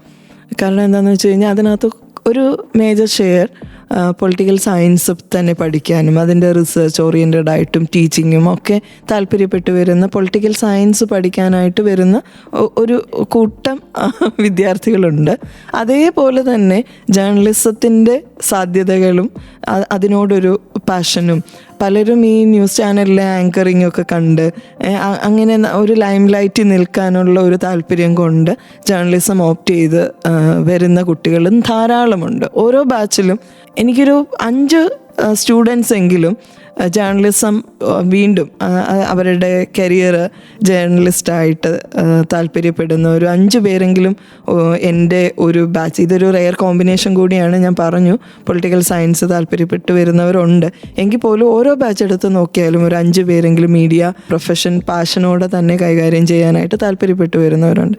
അതേപോലെ തന്നെ ഒരു ഡൈവേഴ്സായിട്ടുള്ള ഒരു ഗ്രൂപ്പാണ് എപ്പോഴും എൻ്റെ ക്ലാസ്സുകളെന്ന് പറയുന്നത്. കാരണം കേരളത്തിൽ ഏതാണ്ട് ഇപ്പം നമ്മുടെ എൻ്റെ കോളേജ് ഒന്ന് ചുമ്മാതെ എടുത്ത് നോക്കുകയാണെങ്കിൽ പല സ്ഥലത്തു നിന്ന്, ഇപ്പം എൻ്റെ ഫസ്റ്റ് ഇയർ FIUGP ബാച്ച് എടുത്തേക്കുന്നത് എനിക്ക് തോന്നുന്നു വൈക്കം, കോളേജ് വൈക്കത്താണല്ലോ, വൈക്കം അതിൻ്റെ പരിസര പ്രദേശങ്ങളിൽ നിന്നായിട്ട് 1-2 പേര് മാത്രമേ ഉള്ളൂ.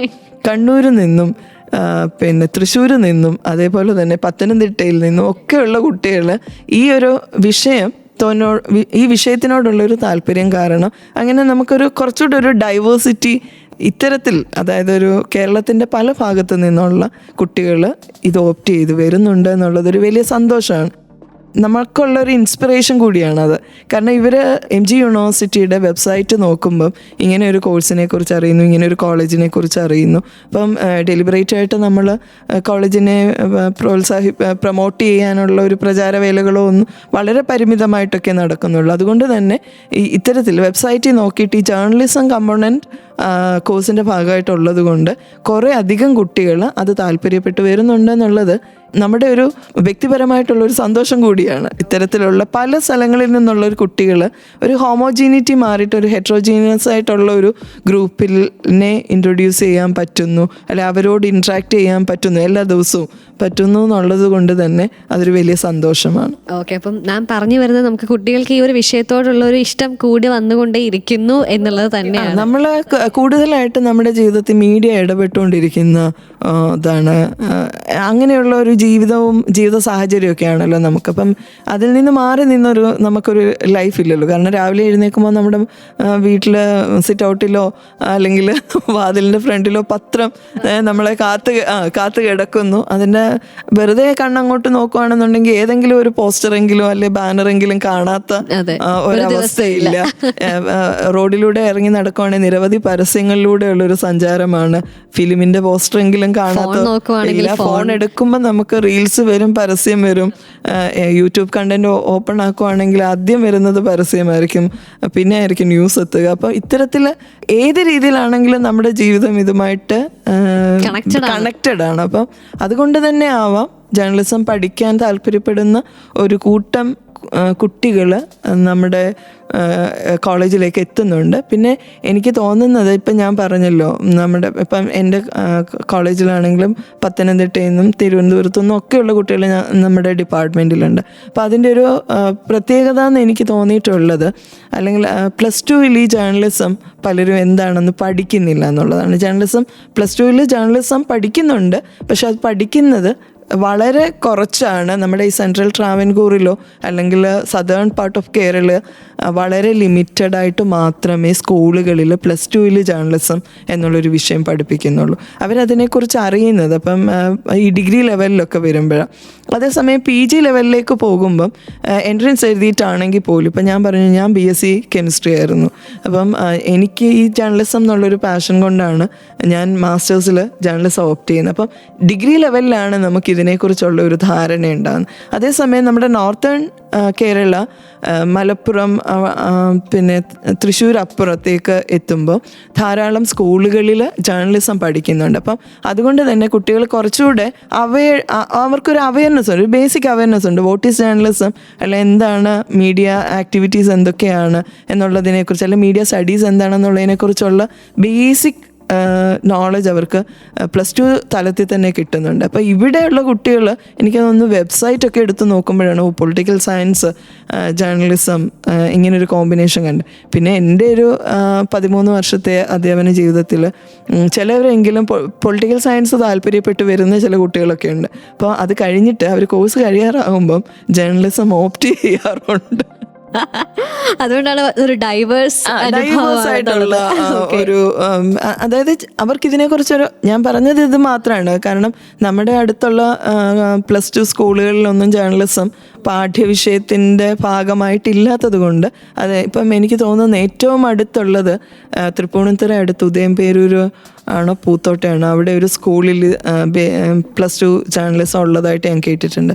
അപ്പം അതല്ലാതെ ഈ വിസിനിറ്റിയിലൊന്നും നമുക്ക് ഇത് കാണാനായിട്ട് പറ്റുന്നില്ല. ഹ്യൂമാനിറ്റീസിൻ്റെ കൂടെ ജേർണലിസം കമ്പോണൻ്റ് ഉൾപ്പെടുത്തിയിട്ടില്ല. അപ്പം അതുകൊണ്ട് തന്നെ ഇവർ ഡിഗ്രിക്ക് പോകുമ്പോഴാണ് ഇതിനെക്കുറിച്ചൊരു ബേസിക് അവയർനെസ് ഉണ്ടാവുന്നത്. അപ്പോൾ അതുകൊണ്ട് തന്നെ കോഴ്സ് എടുത്തതിന് ശേഷം പൊളിറ്റിക്കൽ സയൻസ് പഠിക്കാൻ താല്പര്യപ്പെട്ട് വരുന്ന ചിലരെങ്കിലും ഒരു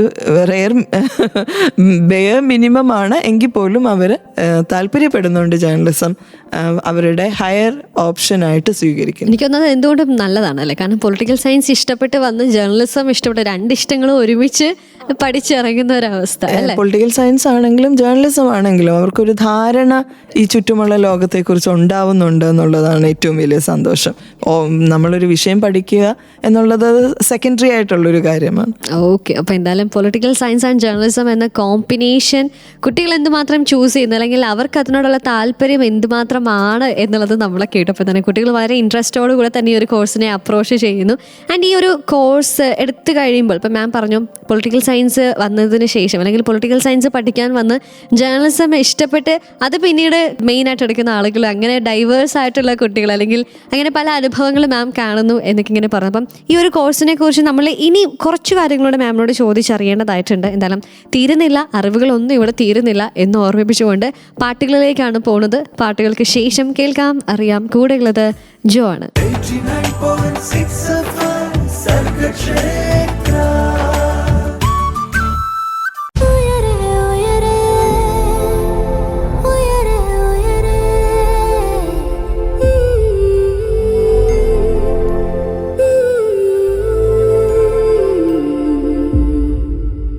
സർഗക്ഷേത്ര 89.6 FM-ൽ ഉയരെയാണ്. പറക്കാൻ കൊതിക്കുന്നവർക്ക് ചിറകായി ഉയരെ. ഇന്ന് നമ്മൾ സംസാരിച്ചുകൊണ്ടിരുന്നത് പൊളിറ്റിക്കൽ സയൻസ് ആൻഡ് ജേർണലിസം എന്ന കോമ്പിനേഷൻ കോഴ്സിനെ കുറിച്ചാണ്.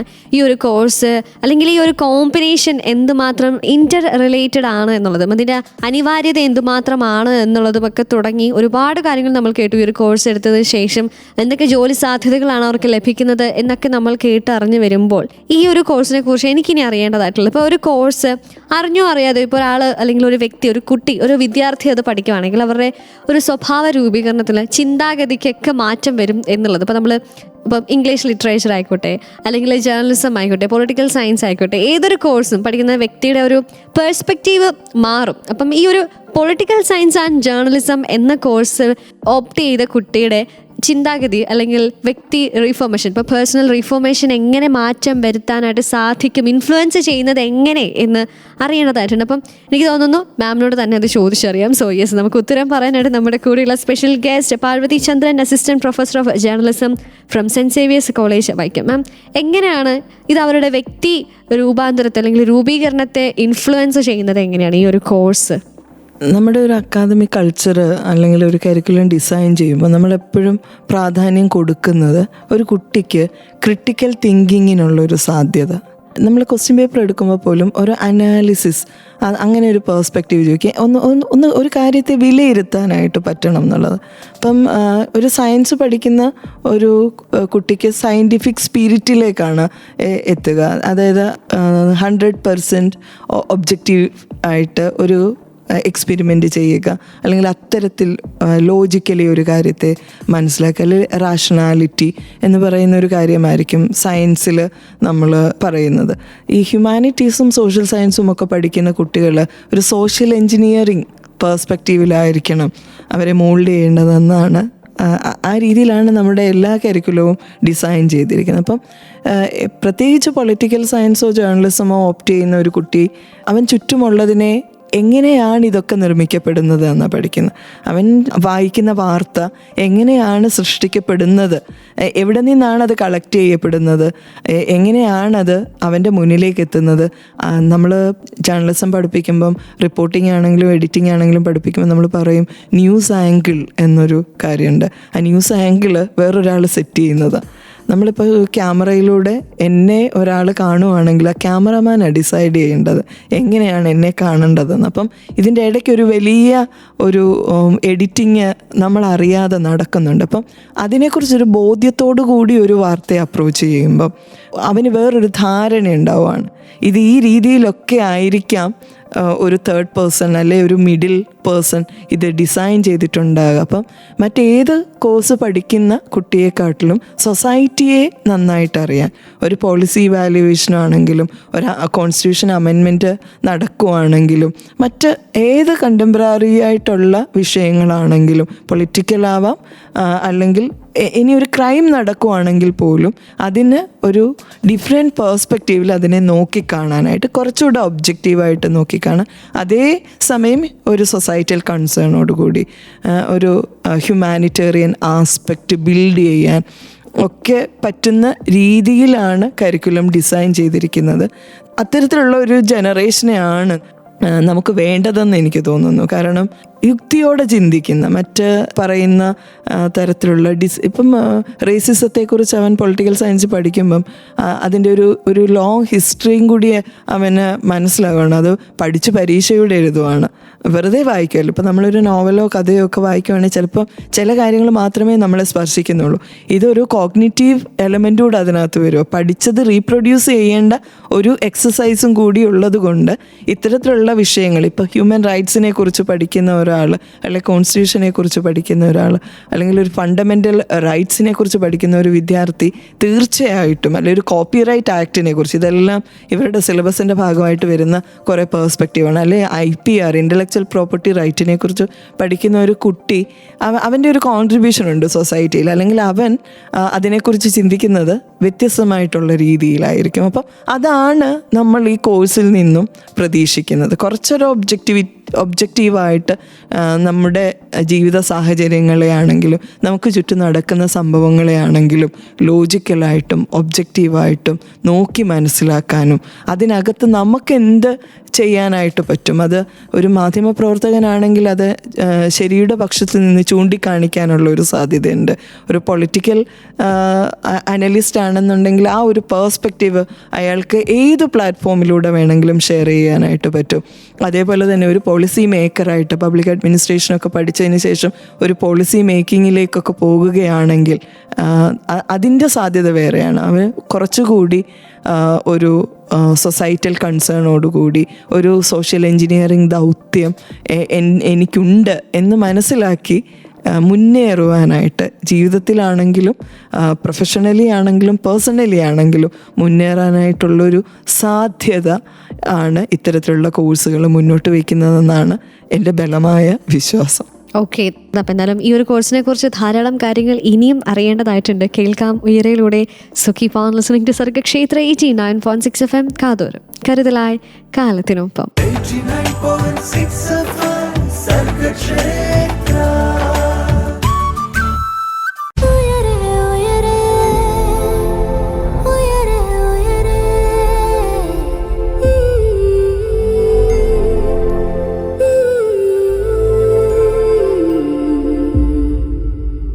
സർഗക്ഷേത്ര 89.6 FM ഉയരെയാണ്. പറക്കാൻ കൊതിക്കുന്നവർക്ക് ചിറകായി ഉയരെ. ഇന്ന് ഉയരയിൽ നമ്മൾ കേട്ടുകൊണ്ടിരിക്കുന്നത് political science and journalism combination കോഴ്സിനെ കുറിച്ചാണ്.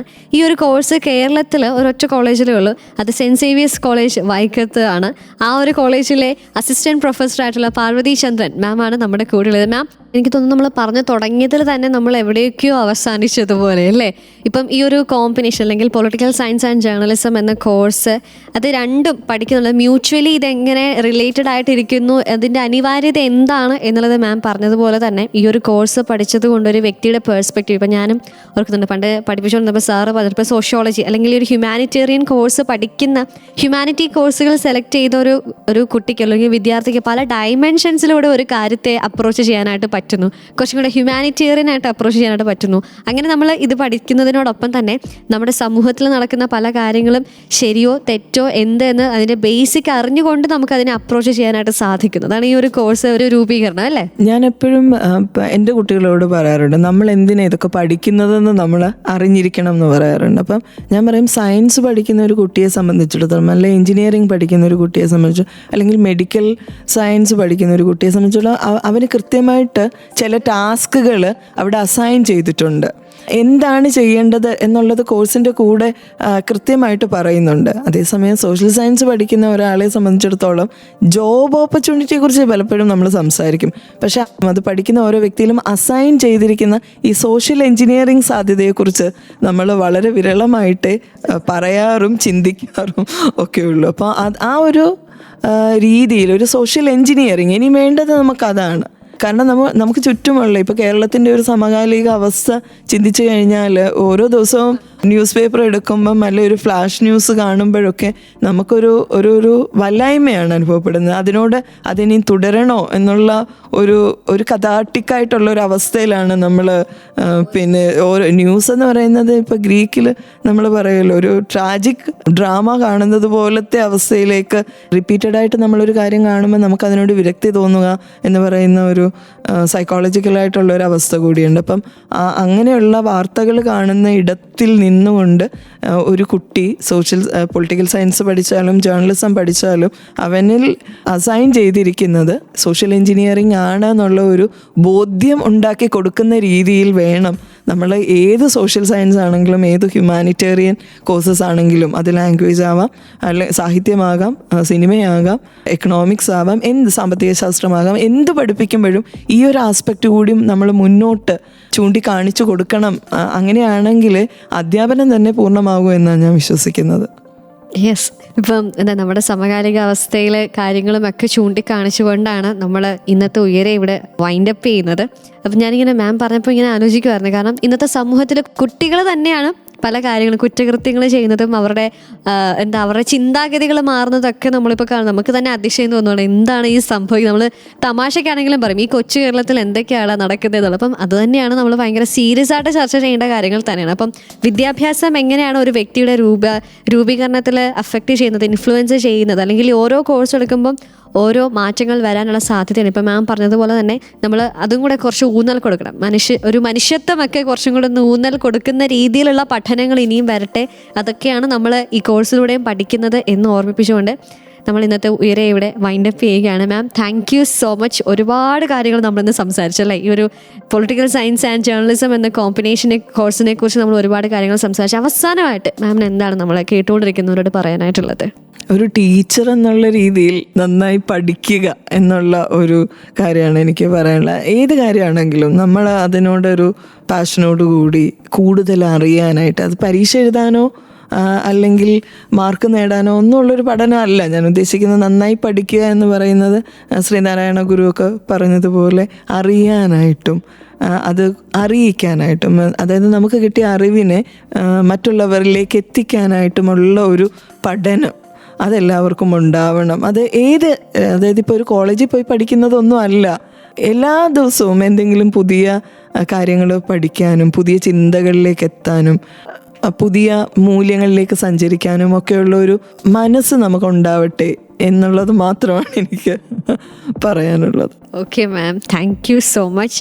എന്നാലും മാം ഇത്രയും നേരം നമ്മളോട് സംസാരിച്ചു, ഈ ഒരു കോഴ്സിനെ കുറിച്ച് നമ്മൾ ഒരുപാട് കേട്ടു അറിഞ്ഞു. താങ്ക് യു ജോ. എനിക്കും ഇതൊരു പുതിയ പ്ലാറ്റ്ഫോമായിരുന്നു, പുതിയൊരു സാധ്യതയായിരുന്നു. കാരണം എൻ്റെ ഉള്ളിലുള്ള കുറച്ച് കാര്യങ്ങൾ എല്ലാവരോടുമായിട്ട് പറയാനായിട്ട് ജോ എനിക്കൊരു അവസരം തന്നു.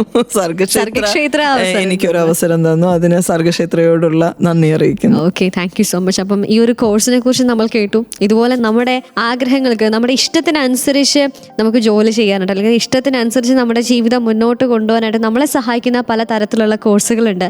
ആ കോഴ്സുകൾ ഏതൊക്കെ എന്ന് നമ്മൾ തിരഞ്ഞെടുക്കുന്ന, നമ്മളെ അറിയുന്ന അവസരമാണ് ഉയരെ. കേൾക്കാം ഉയരയിലൂടെ നിരവധി കോഴ്സുകളെ കുറിച്ച്. സോ ഇന്നത്തെ ഉയരെ ഇവിടെ വൈൻഡപ്പ് ആവുകയാണ്. So this is RJ Jo signing off from Uyare on Sargakshetra 89.6 FM കാതോരം. കരുതലായി കാലത്തിനൊപ്പം. 89.6 FM സർഗക്ഷേത്ര.